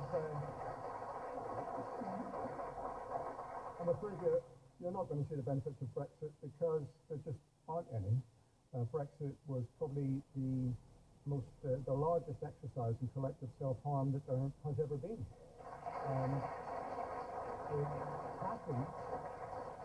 It happened on the most monstrous deceit of the electorate that there's ever been, because people were told lies. And we now have a situation that the current polls show that most people think they made a mistake and they'd like to review the situation. 31% is currently the figure of people who would vote for Brexit now if they had the choice again. More than twice that number think that they wouldn't and it was a bad idea. Now, the question you need to ask yourself is that given that is the mood of the public, and we are seeing and witnessing every day the effects of Brexit on household budgets, why is there this conspiracy of silence amongst the main parties, refusing to even consider reviewing that decision and offering you a route to change it? My party, but we're sadly only standing candidates in Scotland in this one, my party wants to get back into the European Union because it's good for the people that we represent. And we have in our manifesto a desire to legislate the House of Commons to make that happen. We also know it's unlikely to, which is why we believe Scotland should have the powers to make these decisions for itself. Can I ask, you have said that is your party's position, you want to rejoin the European Union. What is your plan for currency? What is your plan for the border between Scotland and what would be the rest of the UK? Have you worked those things out? Well, I'm happy for the Scottish independence have some length on it, yes, of course. No, I mean, what, look, hold on. Have you seen what's happened with Northern Ireland, for example? Yes, absolutely. I see what's happened in Northern Ireland, and I think Northern Ireland is a very good case study and offers, certainly, if we were to have a situation where Scotland had the power to do this itself and was able to join the EU, but the rest of the UK decided it didn't want to and it wanted to stay out, then there would have to be a bespoke arrangement that enables Scotland to trade with the rest of Britain and at the same time be part of the European market. So an overlapping bespoke arrangement, which is exactly what is being devised in Northern Ireland. So if this is what the Leave campaign, the Remain campaign said, was it honest to say that our exports would crash? They haven't. They're record levels and growing by record levels. And is it honest now for your leader to go around and say, we're going to have a better relationship with Europe, but we're not going to pay anything for it? But even Michel Barnier said that would be reopening the borders and reopening things like fishing, which would affect this town because it would give away our fishing rights. But you would also accept, David, that Michel Barnier is saying that now in already trying to draw some dividing lines and to try and I mean, look, they're already beginning to position for trade negotiations, but we're clear that we're not going to be a rule taker as a country. Like, one of the reasons I was passionately arguing for Britain's stay in the European Union is we have a seat at the table and a vote on it, and I don't want our country to become a rule taker. You can't be subjected to rules over which you have no say, and that was one of the big trade-offs, I'm afraid, of Brexit. We have to live with them. Hang on, let me just ask you this real quickly. Of course, they have been going to work for the UK's trade and Western relationship. So what are you expecting to give back in return for that then? Well, there are mutual benefits. Let's go back to Justice's point about the politics of the European Union. Britain lost as a result of Brexit. The European Union lost Britain at the table. We've been a great, this country takes itself down for decades at our influence at European level. Mrs. Thatcher created the single market, was an architect of that trading arrangement. Tony Blair was a phenomenal leader in Europe, made other foreign policy disasters, but as a European leader was fantastic. Was absolutely fantastic. And we shaped Europe and we made it a more dynamic European economy. And I'm proud of what we did to well, 2019 when the word stop Brexit were like right at the centre of your manifesto. Why are you not taking that same position now? It seems to have shifted considerably. I don't think it's a shift, it's a recognition of how damaging Brexit has been, which is the agency why we wanted to stop it in 2019. But now that we are outside of the European Union, it's going to take it's going to take a long time to repair the damage that's been done, not just by leaving the European Union, but everything that the Conservatives have done since then to damage the relationship. So it's simply just reflecting what Wes was saying. It's not in our gift necessarily to sort of immediately say, yes, we want to go back in on the same terms as before. That's not available to us now. So it's really about taking those first steps to repair that relationship. Yes, we want to be back in the single market eventually, but it's not entirely down to us how long that's going to take. Okay. Thank you all very much, and thank you for your question, Edward. Now, before we move on, I want to remind anybody listening at home, or indeed anybody here in our audience who's with that if you want to join in the conversation, there is an opportunity for you to do so. You can phone any answers, which is on Saturday lunchtime after this programme, and the number you need is 03700 100 444. Anita Anand will be in the chair, and I know she will ask, if you look at the way that social care is funded, what is your plan for funding of local authorities? If it is so important, where's the detail? Well, we're certainly not, we're not fixing Bill Not, and I want the system and families to have the certainty to be able to plan ahead. That's Bill Not is the cap on care costs, which is £86,000 due to come in October 2025. And also we are, as I said, in terms of first steps, manifesto, looking at the late discharges, fair payments to care workers, consistent national standards, so wherever you are, you get consistent standards of care. But what I want to do, if we win the next election next week, is not just to change the approach on social care, but to change the politics. I genuinely think this is an issue where the problem, and this is one where the blame can go around. Every party on this panel has in some way failed on social care. And I genuinely think that if you want to do something like build a national care service, the way to do it successfully and the way to make it last is to come up with a plan together that survives different governments, different changes of party, different change of personality. So you've got something that people can look back on in the future and be genuinely proud of. It's not a shortage of good ideas, it's been a shortage of good politics. So let's with humility accept we collectively failed, and let's collectively try and put it right after the election.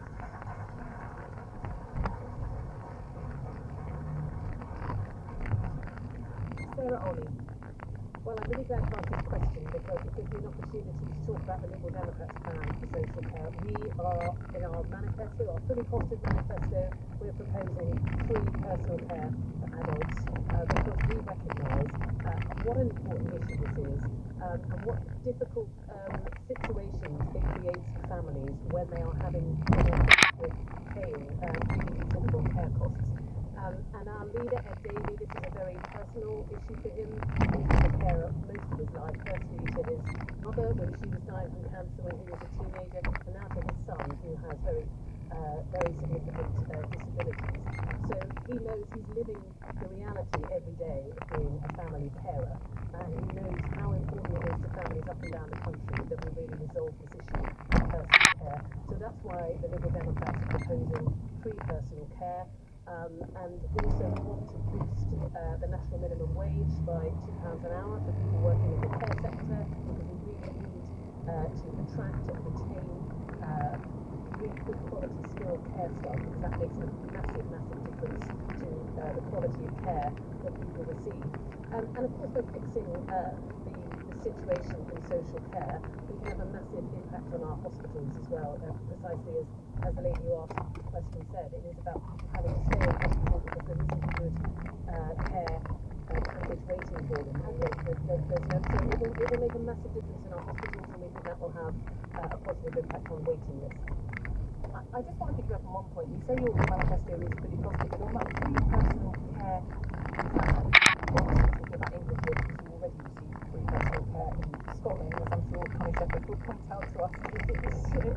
But researchers at Health Foundation said they think it can cost a lot more than suggested, and in fact the Institute for Physical Studies says there's a £4 billion black hole in the social care plans of all of the three main parties of the I'm pretty confident in our costing, but what I would say that we haven't included in our manifesto is where we think that there are significant savings that can be made elsewhere in the NHS budget as a result of improving social care. So in particular, we've talked about bed blocking. We are able to provide a better social care package for people leaving hospital, and they're freeing up beds, and then we can get the waiting lists down more quickly, and that will have a massive impact not just on the direct costs for hospitals, but also in the wider economy. People are able to get back to work faster. So we think there are savings to be made for the NHS, and that can help to pay for personal care.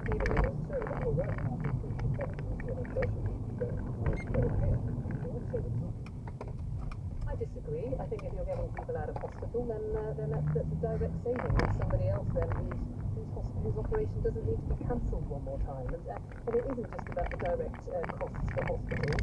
It's also, as I said, about the impact on the wider economy of not having so many people on the waiting list for hospital treatment. A reminder of Brenda's question, what specifically are you going to do to bring an end to bed blocking? And when we use that phrase bed blocking, of course, we're not implying that people are blocking the beds by choice.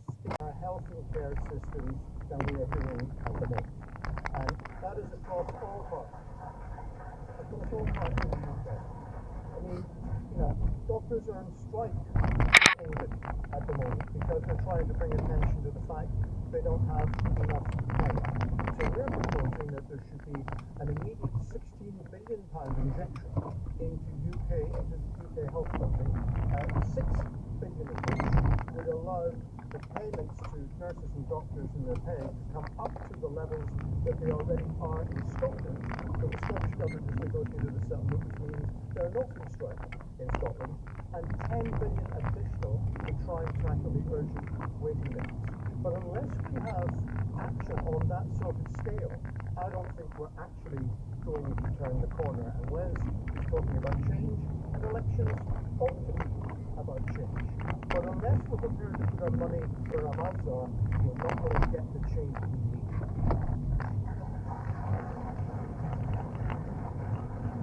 I just point out though that when the SNP came to power in Scotland, health budgets were something like 15% ahead of where they were in England. They've since been squeezed down to about 3% ahead. And nurses in Scotland are paying more in terms of their tax than nurses in England because of the choices you've made at the same time as opposing a windfall tax on big oil and gas companies. Where are your priorities for nurses in Scotland on that front? But a banding nurse in Scotland starts at £2,000 more per annum than they do in England. Yeah, but we can't, we're not going to clobber working people with higher taxes when they're struggling to pay their bills the way the SNP have. Thank you all very much. Thank you for your question, Brenda. If you want to have your say on social care, the NHS, or anything else we discussed, then give a need to a call. 03700 100 444. Right, our next, which comes from John Danson. Hello, John. At 6 weeks, is the election campaign too long? What do you reckon, John? How are you feeling?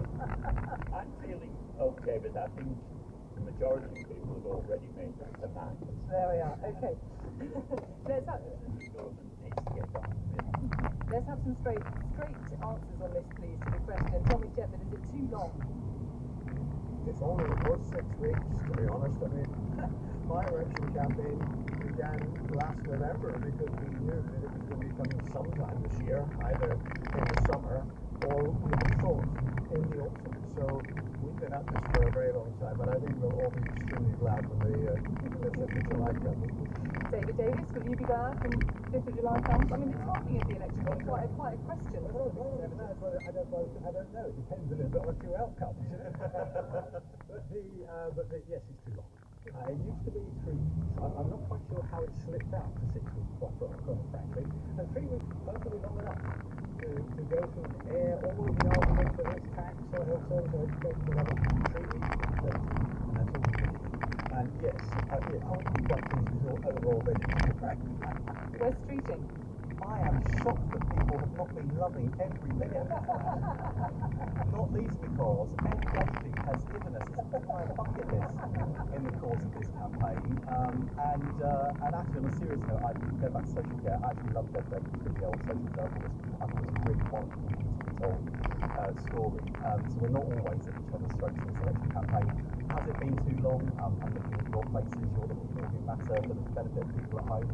Not groundswell of enthusiasm here for a longer campaign. I think there probably is an argument for a shorter campaign. You could have knocked a couple of weeks off and still had a really robust battle of ideas and people able to make their minds up. However, my one caveat is I have never known a general election where we've got to this stage and there are still so many undecided voters. And I've campaigned in every corner of this country in the last 6 weeks. There are still millions of undecided voters. And I really hope that people are believing these dark polls projecting that the Conservative Party are going to fall behind the Lib Dems. Okay. You know, ultimately, if you want change, you've got to vote for it, and people are going to have to decide in the days that remain ahead whether they're going to vote for change with Labour or no change. Never miss an opportunity. I mean, their campaigns did used to be a lot shorter. I mean, they've got 5 weeks after Sarah Olney. I think theirs is about 4 weeks from Emmanuel Macron calling it to when we'll know the result. Do you think they're too long? It certainly felt like a very long campaign. Obviously, I've enjoyed the opportunity to get out and speak to as many voters as possible, and that has been always a useful and interesting experience. But I think, to be honest, what I found is it didn't really matter how long this campaign was going to be. I think a lot of people have made their minds up already, particularly about this Conservative government, the way they've trashed the economy, they've hiked taxes, and just their sheer incompetence in office. And I think people are looking forward to an opportunity to have their say next Thursday.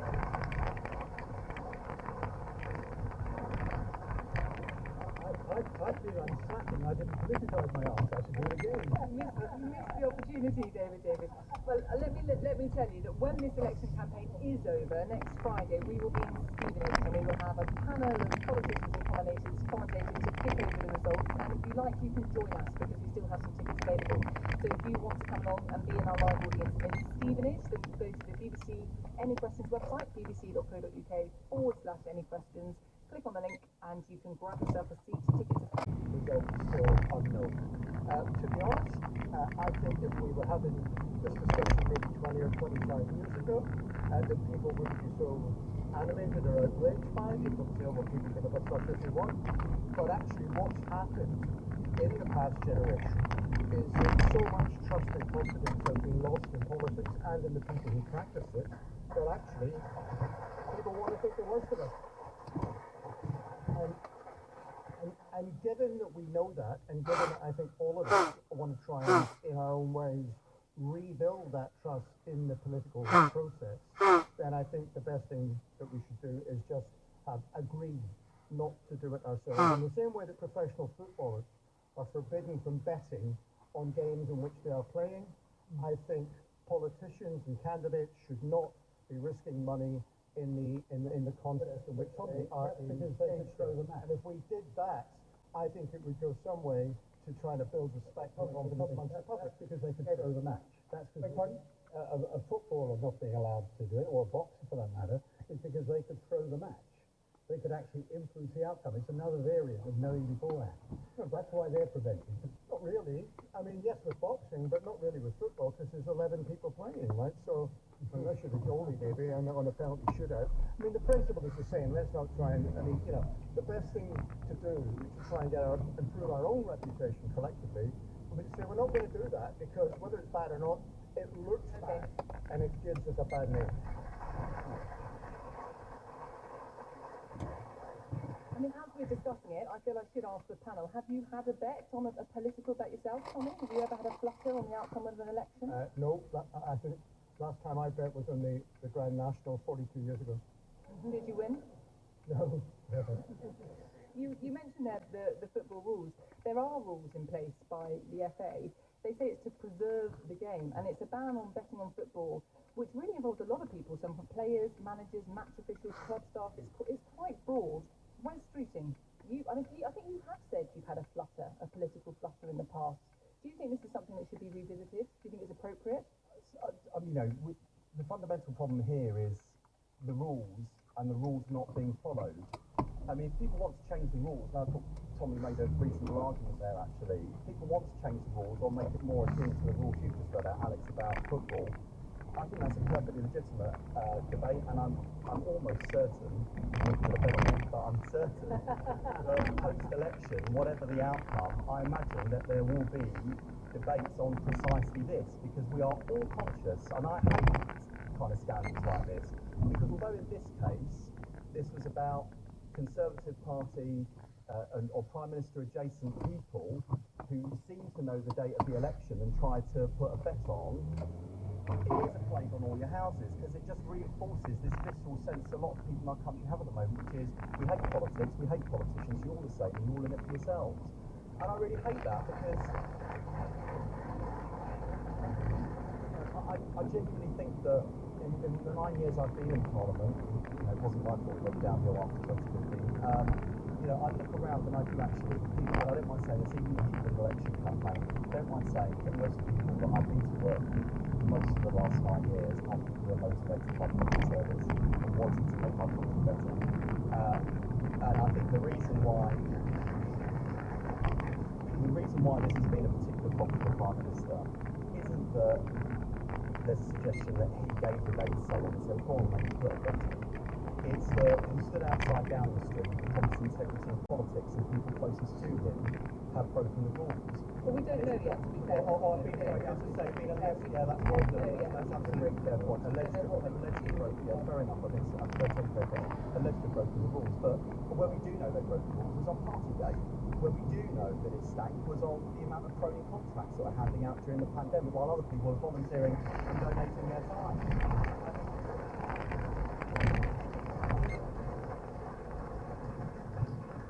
Now, in terms of the judgment and the integrity of this Prime Minister, this is the leader of a party who's spending £5 million of a donor, Frank Hester, who said Diane Abbott makes you want to hate all black women and should be shot. He hasn't given the money back.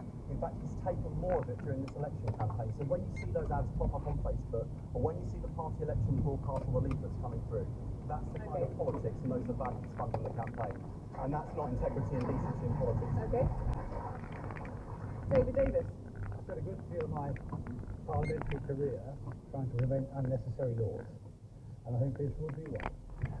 Look, there's a very clear issue in play here. I'm not going to comment on rights and wrongs of individuals, but if you enter into a contract with somebody, betting contract, a share buying contract, or something like that, and you know something which is critical to that, then that's essentially illegal. In the stock market, it's insider trading.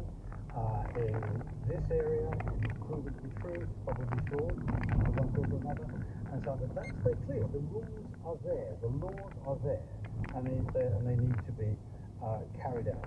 If there's no inside knowledge, if there's no bias, as it were, towards your decision, and if it's not going to influence what you yourself do, as in throwing the match, I see no reason to put a rule on it.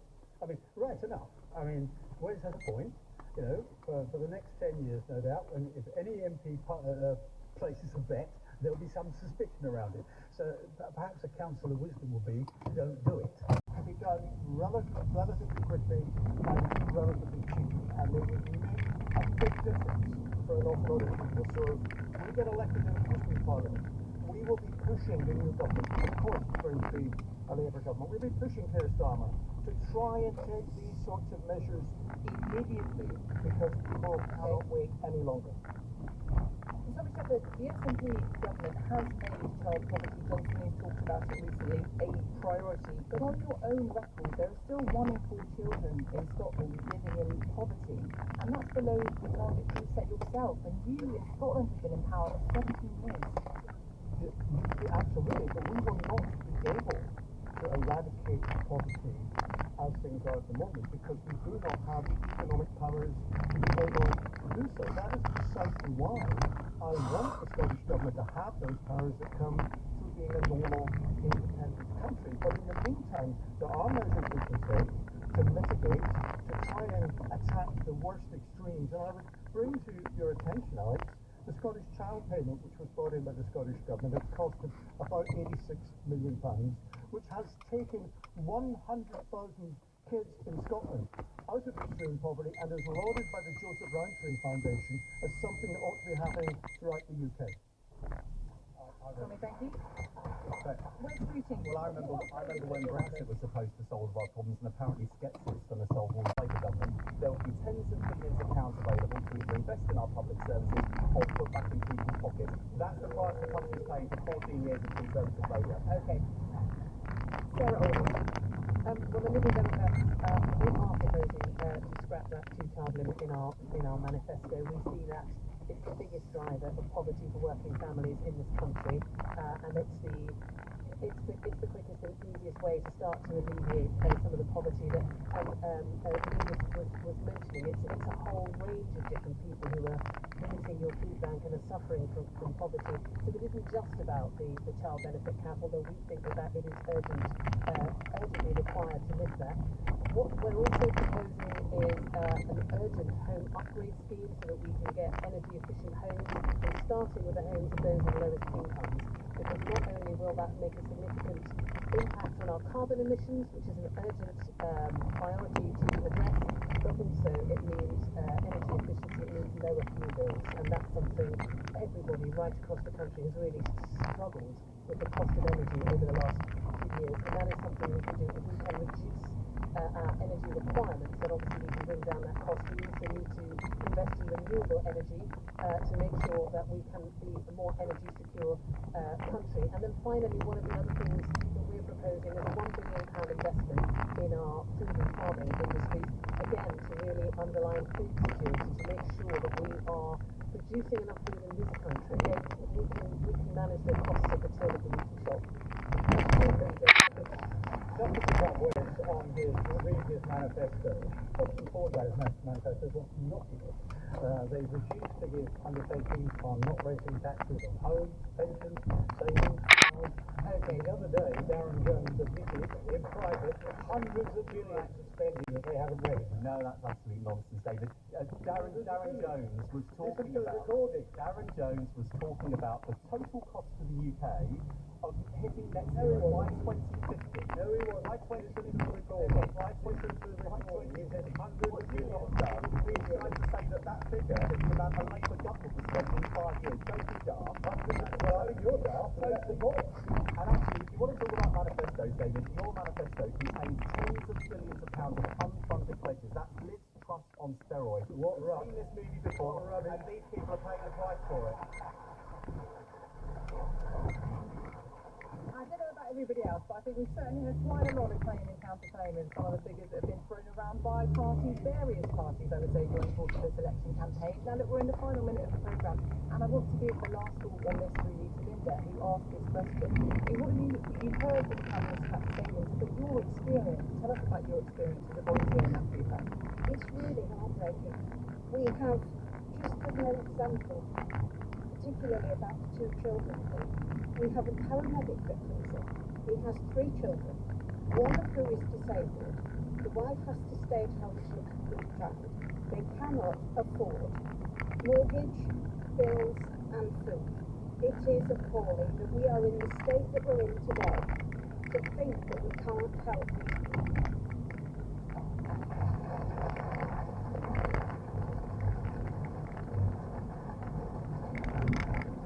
Linda, thank you very much for asking that question. And I'd love to let you know, of course, if you're listening along and perhaps you have an experience like Linda, somebody who volunteers in this kind of environment, or perhaps you yourself have a direct experience, then why don't you give Anita a call on Any Answers and let her know about it. The number that you need, 03700 100 444.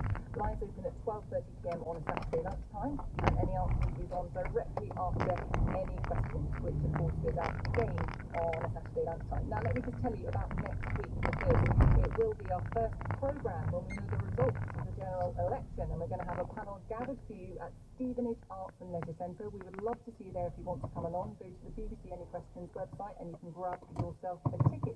Devon to Manchester and West Yorkshire on suspicion of planning to disrupt airports during the summer.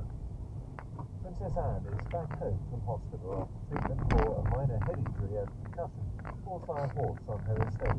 Buckingham Palace says she'll return to public duties when her medical team allows. Dua Lipa will headline the Pyramid Stage at Glastonbury, the UK's biggest festival tonight. People have flocked to Roman Farm in Somerset, where more than 100 stages feature over 2,000 acts. Here's Matthew's week. Thanks, Al. Do you dream of escape? Do you? Music, please, Tim.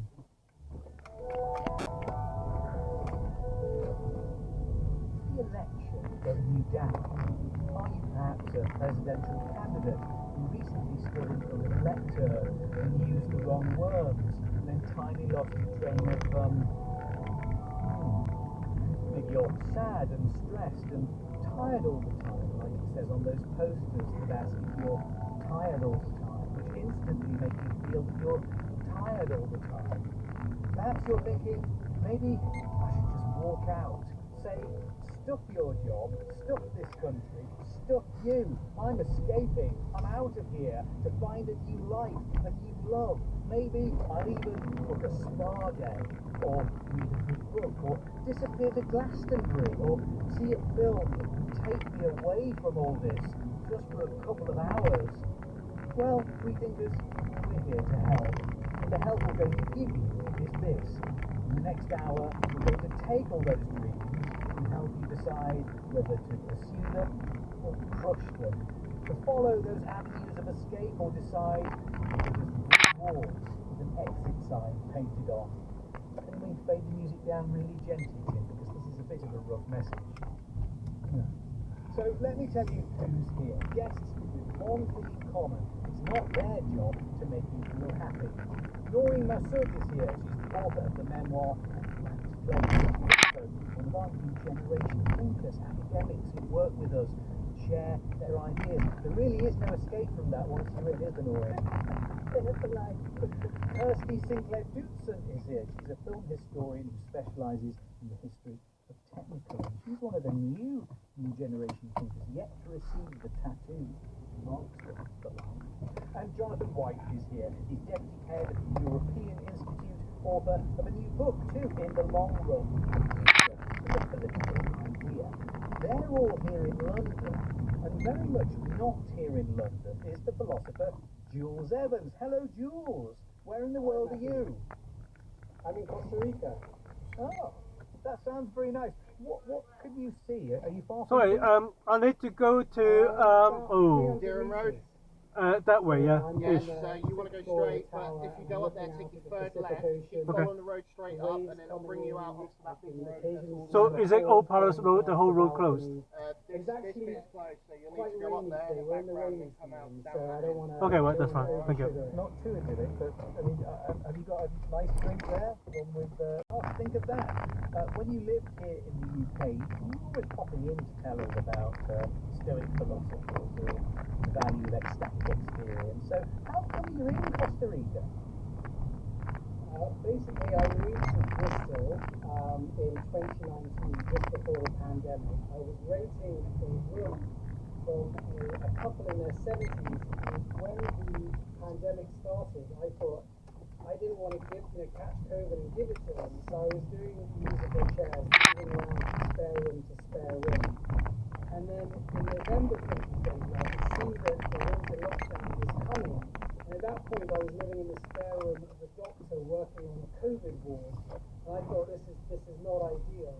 Why didn't I go abroad for a few weeks? And so I Googled which countries were open. At that stage, I think it was Namibia or Costa Rica, were the kind of two countries that were open. I thought, well, I speak some Spanish. I didn't actually realise that in Namibia they speak English. So I booked a ticket to Costa Rica, intending to come for a month, and I'm still here 4 years later. So, you've been spending a lot of time on the beach then? Was it a kind of holiday at first? It was hard to get there. It was hard to escape. Like, I got to Heathrow the day that the lockdown was introduced. I was stopped from boarding my first flight by someone from the Department of Homeland Security. There's culture shock, there's amazing things about Britain. So, but there's a lot of big I'm curious about the time structure of this feeling and the status. Would you still think of yourself as an escapee? Are you in the middle of your escape, or is escape ephemeral? Is it turn into something else?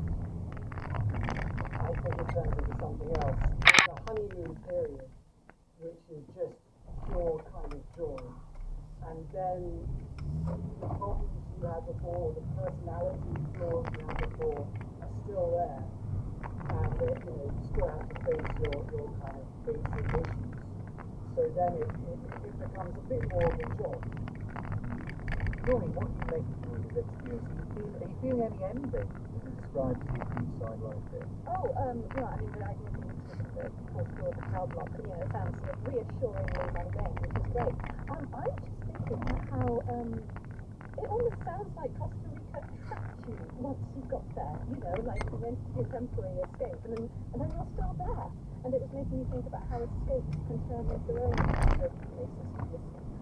Well, it sounds great. I'm really glad about your family. Congratulations. So what do you think about that, Jules? Because I think what we might be saying is that if Costa Rica has kind of wrapped itself around you, if you left it, would that be another escape, or would it be some other sort of change or migration? I think pure escape is an escape from attachment. And, you know, we remember like the Stoics called pure freedom with no attachment. And what happened is I got attached. And I got attached to a particular person. I mean, my attachment to Costa Rica is still kind of developing. And that takes years, I think. But yeah, I would agree. I think that.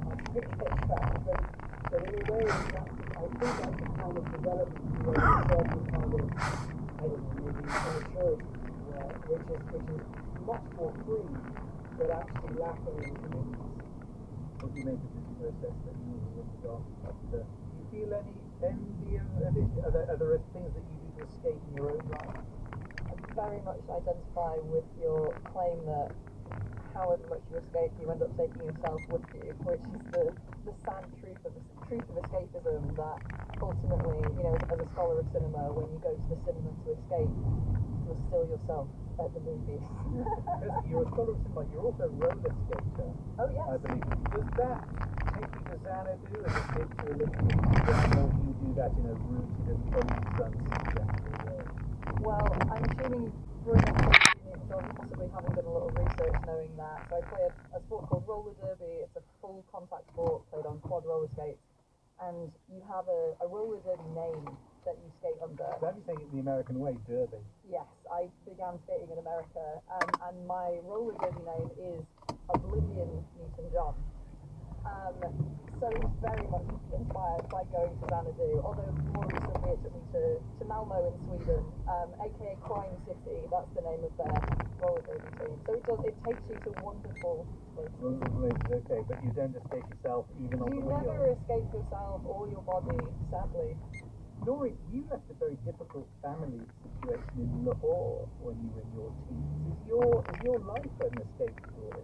Oh, massively. So yeah, my father disowned me 2 weeks before I turned 16. I came with my mother and my sisters to the UK, and I've been here ever since. I wrote about this in my memoir, A Black Face, which came out last year. It was a completely unforeseen escape. It was one that I never thought I would be able to do.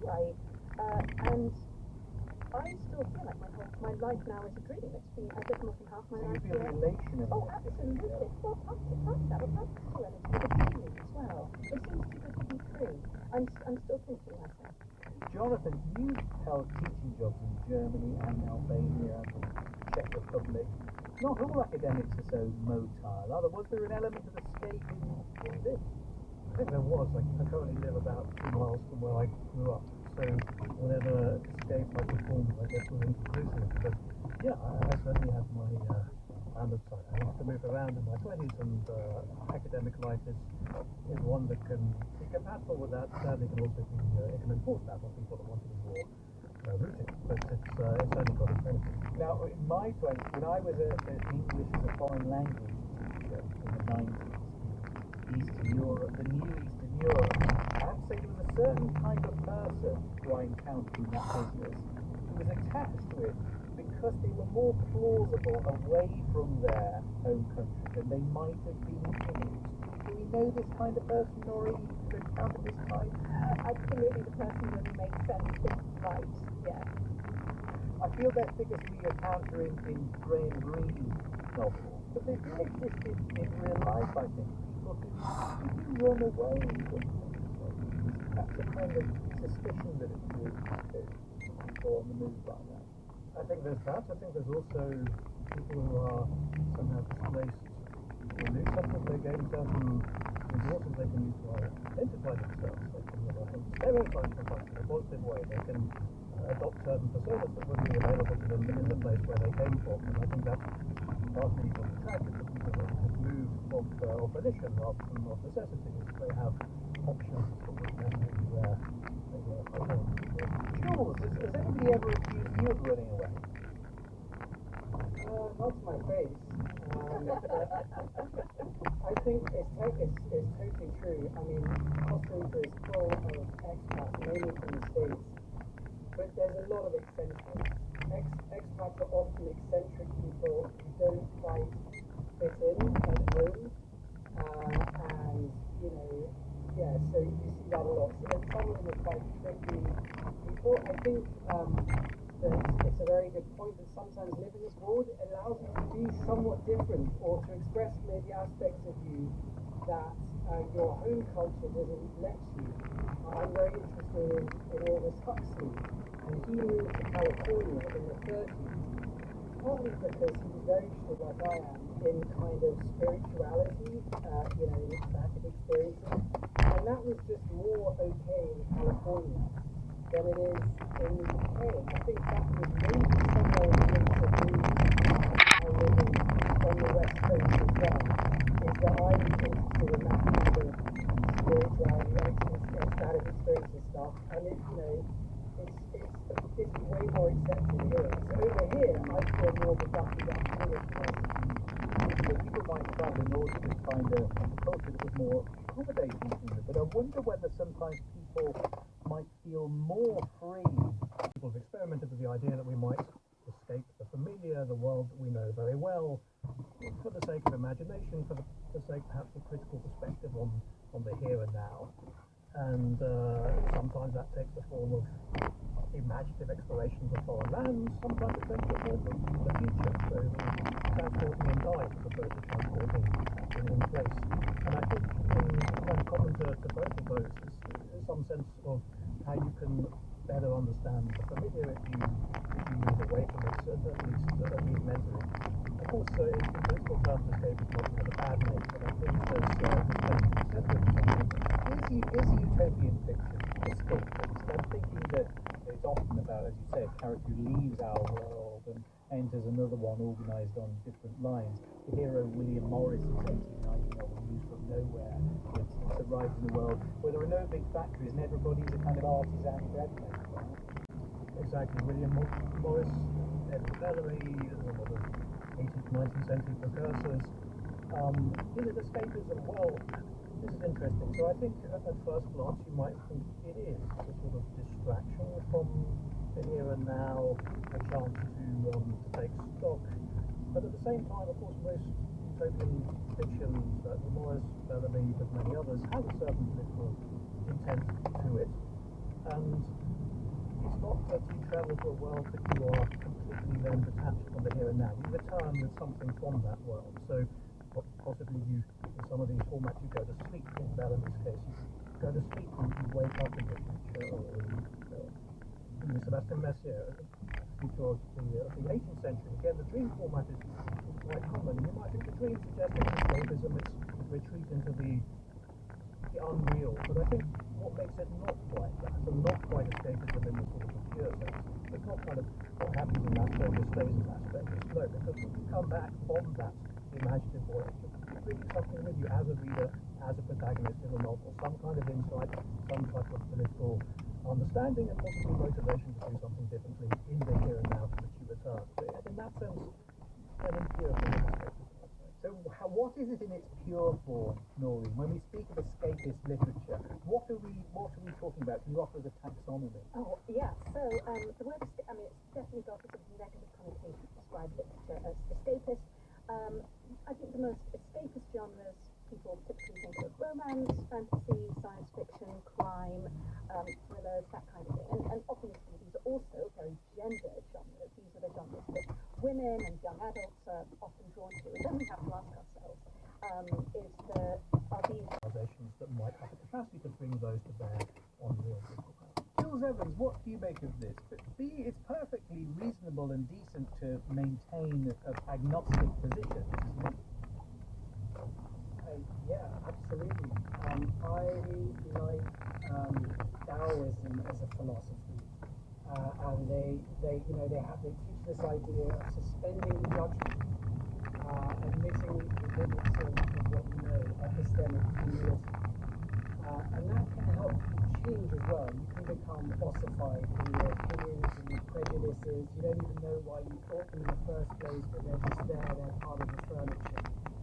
So staying kind of with the audience as you get older is kind of just about not holding your opinions too strongly, being open and frank. Epistemic humility, Noreen, is that a virtue that you want to cultivate, or does it sound like a vice? Of course, there are things we must be agnostic about, and of course, where we don't have enough evidence to draw a conclusion, we must stay away. But I think we risk erring in the other direction. I think we risk a kind of performative uncertainty and neutrality becoming the default intellectual and virtuous positioning. I'm an academic, my job is to weigh up the evidence in front of me and reach a conclusion. When the evidence is leading me to a conclusion, if I fail to reach it, that is either tampering my intelligence or I'm scared of what someone's going to say to me. There are times at which it is ethically necessary to draw conclusions, particularly when it involves other people's lives or other people's inequality. Might there not be some matters where we might say that both of these arguments have merit? The universe sort of admits the possibility that two competing arguments can have equal weight, so we have to find some way of allowing them to coexist. There are lots of places where that's the case, but we just mustn't allow that to become our universal approach, whether it's awful conclusions or awful stories. What do you think about this one? I agree. Provisional opinions are also good, so opinions adopted with the expectation that we will change our mind when we hear more, but I would say we'd rather tend in the wrong direction towards too much uncertainty, too much unwillingness. Got about 20 seconds left, Jules, if you want to make a quick case here. I just going back to the theme of escape, it reminds me of a quote from Pascal, like, a lot of human problems come from our inability to sit still in a room. Okay, well, this is the moment, I'm afraid, where we all have to sit still. And what it means is that I have to say thank you all for being our guests on Free Thinking. All of you, Kirsty Sinclair-Newton, Jules Evans, Max de Gainsford, Noreen Masood, and Jonathan White. And thanks too to the producer, Luke Mulhall, and technical producer, Tim Heffer. That's the last in the present season of Free Thinking.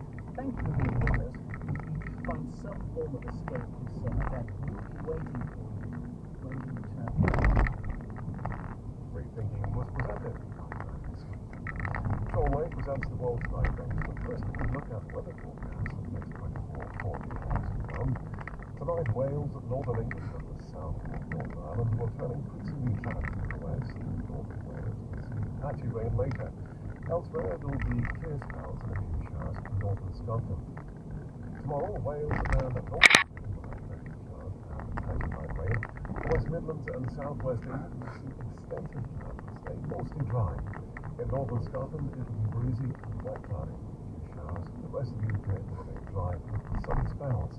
Meanwhile, on Sunday, much of the UK will be a generally dry day, with cloud, although the south will see some showers in the morning. This is BBC Radio 4 on 92 to 95 FM on BBC Sounds and Stars Weekend.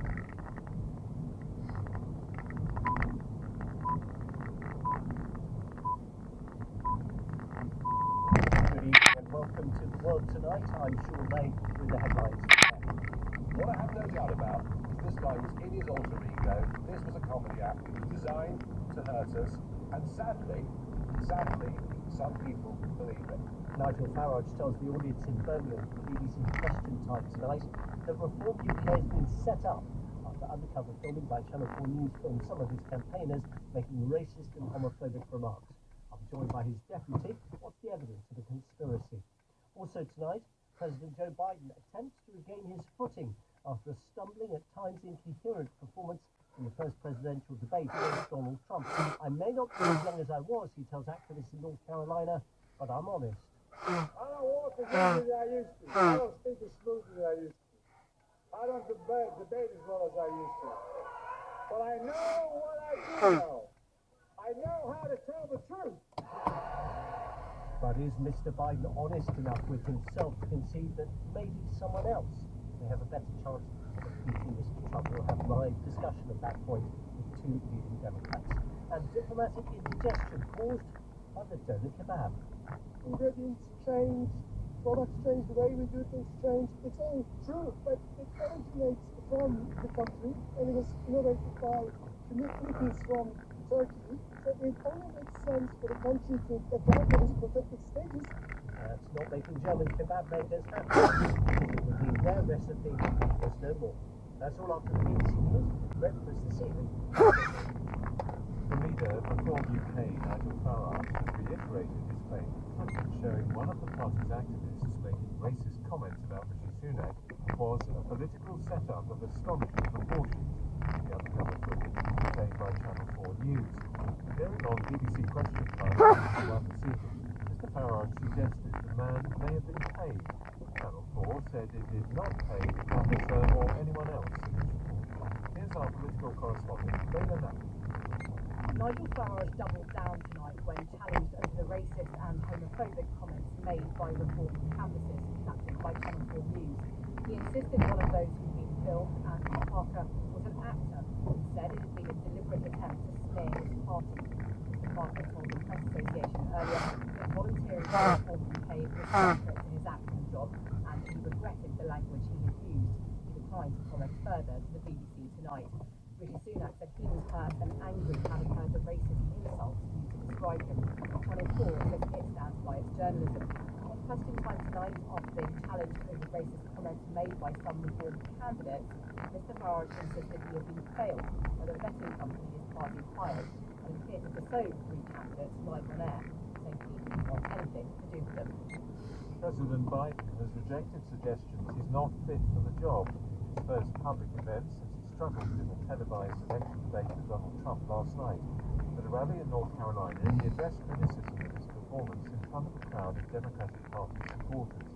Our North America correspondent Ronnie McDowell travelled. President Biden took to the stage behind me and delivered a performance that was in huge contrast to his showing at the debate. Sharp, energetic, passionate, he was everything as Christie accused him of not being last night. The president was helped by a fired-up, faithful crowd who shouted support constantly. Using a teleprompter, Mr Biden addressed his shortcomings, saying he was not as smooth a debater anymore, looking right and wrong. For many Democratic Party members, there is a big split. Those who support him consider this rally a great recovery. For others, the issue of his age and fragility remain an ongoing concern. Donald Trump has been addressing a rally in Virginia, boasting about his past presidential record, claiming he won last night's debate. He said President Biden was incapable of winning the election in November, not because of his age, but due to what he called his gross incompetence. 2 local authorities in Scotland have taken urgent action to ensure people who have not received postal votes can still have their say in the general election. Edinburgh City Council and Fife Council have set up emergency centres where residents can have their missing ballots reissued. Thousands of people across the UK say their postal ballots haven't arrived yet. These people in Edinburgh were grateful for the emergency centre. It seems to me that there are hiccups in our system, and this appears to be one. I genuinely thought I would be able to vote, and I was actually getting down for it. I applied for the deadline, and that's surely all you need to do, really. I was getting very tough takes as well, because I've been really angry about the dates of the election, and I do wonder whether they would have called the election for, say, the last week of July, which is the start of the English holiday. So I'm really thankful that everything's done this today. The United Nations aid worker in Gaza has described conditions in the territory as the worst they've ever seen. Speaking to reporters via video link, Louise Wateridge of the UN Agency for Palestinian Refugees said civilians were living in tents by enormous piles of rubbish left rotting in the heat. Sitting here today, it has to be the worst it's ever been, and I don't doubt that tomorrow again will be the worst it's ever been. Every day that we're here, it's the worst it's ever been. Just about 150 metres away from where we're staying, there's around 100,000 tonnes of waste piling up. But there are also tents around it. The population is living among it, so it's extremely hot. People are living under plastic sheeting. The temperatures inside the plastic sheeting is even higher than it is outside. It's unbearable. 2 people who fell ill with the recent E. coli outbreak linked to salad leaves have started legal action against Tesco and Asda for compensation. Their lawyers allege a breach of the Consumer Protection Act in relation to sandwiches purchased in supermarkets. So far, there have been more than 270 confirmed cases of E. coli across the UK. The number of items have been recalled from supermarkets. A former Fujitsu engineer whose expert evidence contributed to a number of wrongful fraud convictions of sub-postmasters has said that he had clearly got trapped into doing things he shouldn't have done. Gareth Jenkins was giving evidence to the public inquiry into the faulty Verizon IT system. He was accused of protecting the system 14 years ago when he appeared as an expert at the trial of the sub-postmaster Seema Misra. She was sent to prison while pregnant. Mr. Jenkins offers his apology. I'm sorry for what happened, Mrs. Fisher, but I feel that was the way that Paul had actually behaved and it wasn't purely down to me. I clearly got trapped into doing things that I shouldn't have done, but that was not intentional on my behalf, my part. Campaigning is ending for the first round of the French parliamentary election, which was called unexpectedly by President Macron after his Renaissance party was trounced in elections for the European Parliament earlier this month. Voting takes place on Sunday, and the second round a week later. Polls continue to suggest a strong lead for the far-right National Rally, President Macron's party in third, behind an alliance of left-wing groups. The court in Nanterre, outside Paris, has ruled that one of the best-known pieces of classical music, Piero, was written by Maurice Ravel alone, rejecting the claim that it was a collaboration. The case was scored by the heirs of the Russian stage designer Alexandre Benoit. Had their claim been successful, they would have been entitled to royalties, but the ruling means the work remains in the public domain, because Maurice Ravel died more than 7 decades ago. Japan's Empress Masako has been given an honorary degree as she and Emperor Naruhito visited the University of Oxford on the final day of their state visit to the UK. They also planted a tree at Merton College, where the Emperor studied history in the 1980s. Chris, thank you very much. That was Chris Aldridge with the news here from the World Tonight. I'm sure you know. Thank you very much for being with us. We're going to begin with the events in the British general election during the course of today. Rishi Sunak has said he was hurt and angry. Channel 4 News broadcast undercover filming last night featuring a volunteer for Nigel Farage's Reform UK using a racial slur against him. Well, my 2 daughters have to see and hear Reform people campaign for Nigel Farage calling me an effing it hurts and it makes me angry, and I think he has some questions to answer. And I don't repeat those words lightly. You know, I do so deliberately because this is too important not to call out clearly for what it is.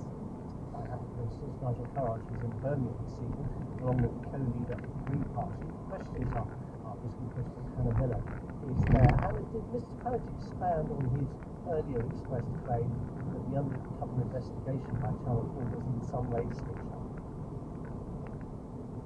I mean, really what you heard tonight was Nigel Farage doubling down on that claim that this report was something of a stitch-up. Andrew Parker is an actor, and Nigel Farage clearly trying to claim that therefore there's some kind of thing that's gone on here to make his party look worse than he believes it is. Channel 4, we should say, stand by their journalism. They say they met Andrew Parker, who made those comments the first time when they went out canvassing their undercover reporter. But we've heard Nigel Farage throughout today saying that he believes this was a stitch-up tonight. He made it very clear he's not going to apologise and sort of promise you that what happened is a set-up. This is what Nigel Farage said about Andrew Parker himself.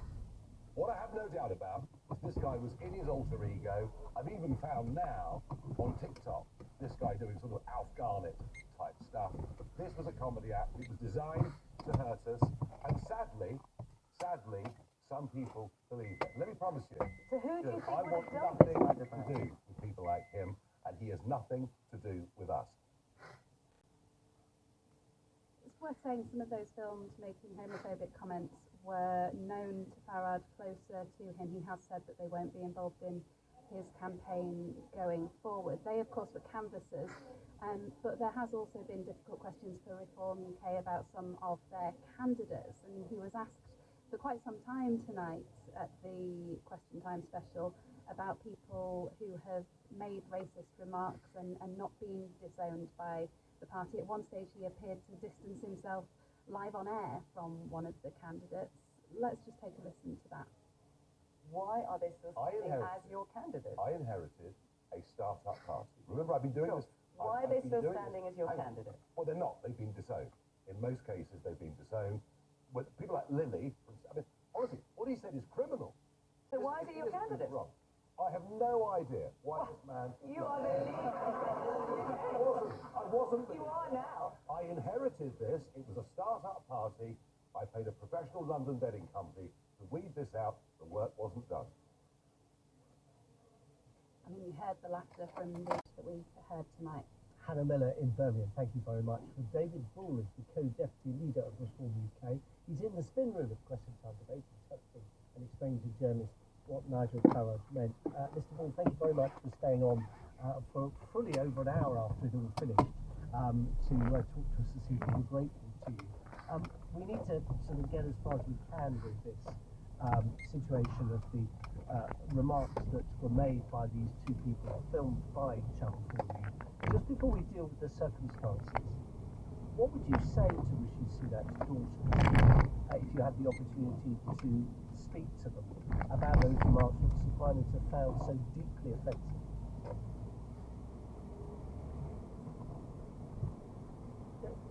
David Bull, can you hear me? No, I think we've lost David Bull. I think we'll try and come back to that a little later in the programme because we do want to hear from him.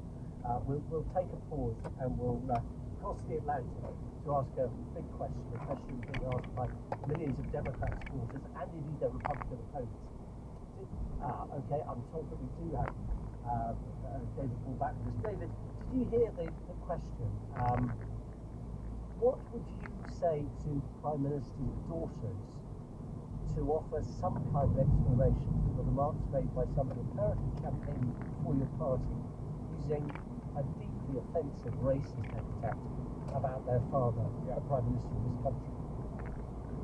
Well, it's absolutely outrageous, isn't it? The fact is, I will not tolerate any homophobia, racism, Islamophobia, or anything like that. Neither will Nigel, neither will Richard. And of course, if we find out, and when we find out those people exist and they support those views, they're out of the party. Let me be really clear, though. No ifs or buts. Let me be really clear. I will give you a chance. Okay. Can I just get clarity from what you were saying? Once you've identified who they are, if they are members of the party, they will be expelled. No ifs, no buts. Correct. Thank you. 100%. What were you going to go on to say? I was just going to say, look, this chap was a supporter of the party. Like all political parties, we don't vet supporters. So he turned up and delivered leaflets and started to canvass. And those comments are absolutely outrageous. There are lots of questions being asked about who this man was and what was his modus operandi. We believe, and we now know, he is an actor. Yes. He also specialises in surveillance and undercover work. There were two people, though, who were filmed. Well, let me just... the other one made a pretty... But I think... I will let you answer, but I just want to be clear about this. You weren't talking about one person, the person who made the remark about the Prime Minister. The other person... No, I'm sorry. I'm going to respectfully ask you that to be the question. The other person made a pretty offensive remark about the Pride logo being displayed by a police car, saying that this was, and I think you used the word degenerate. You're gay yourself, and you said you won't tolerate homophobia. So let's leave Mr. Parker aside because you're trying to establish his antecedents. What do you know about this other man? We are. Well, I actually have an issue with police cars having the pride flag as well. I don't think it's appropriate. I'd rather that actually the police were out doing their business. No, of course it isn't. Of course it isn't. And actually, I would say in our office, about half the people who work for us are gay in the main office. So that is not an issue. Look, these two people were caught on camera. What they said was unacceptable, and they have been asked to leave the party, which they have. Look, the point is, the reason I'm in the leadership team is because I and Richard and Nigel will not tolerate any of this. Let me be also very clear. The reason that we're getting all this flack is because we are doing so well. The latest poll that came out tonight shows that we are now at 21%. We are 3 points ahead of the Conservative Party. Now, Nigel had quite a rough ride tonight, I thought, but it was a metropolitan audience. When you go around the country, you hear something quite different, let me tell you. So, all over the West Midlands? It is.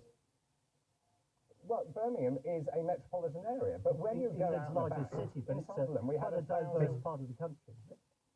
Well, I suggest you get out a bit more and go around the country. Bing, If you bing. go to rural areas of this country, people are absolutely sick and tired of what is going on in this country. See, Nothing bing. works in this country. You can't see a GP, the schools, you can't get your kids into schools. There's no transport infrastructure.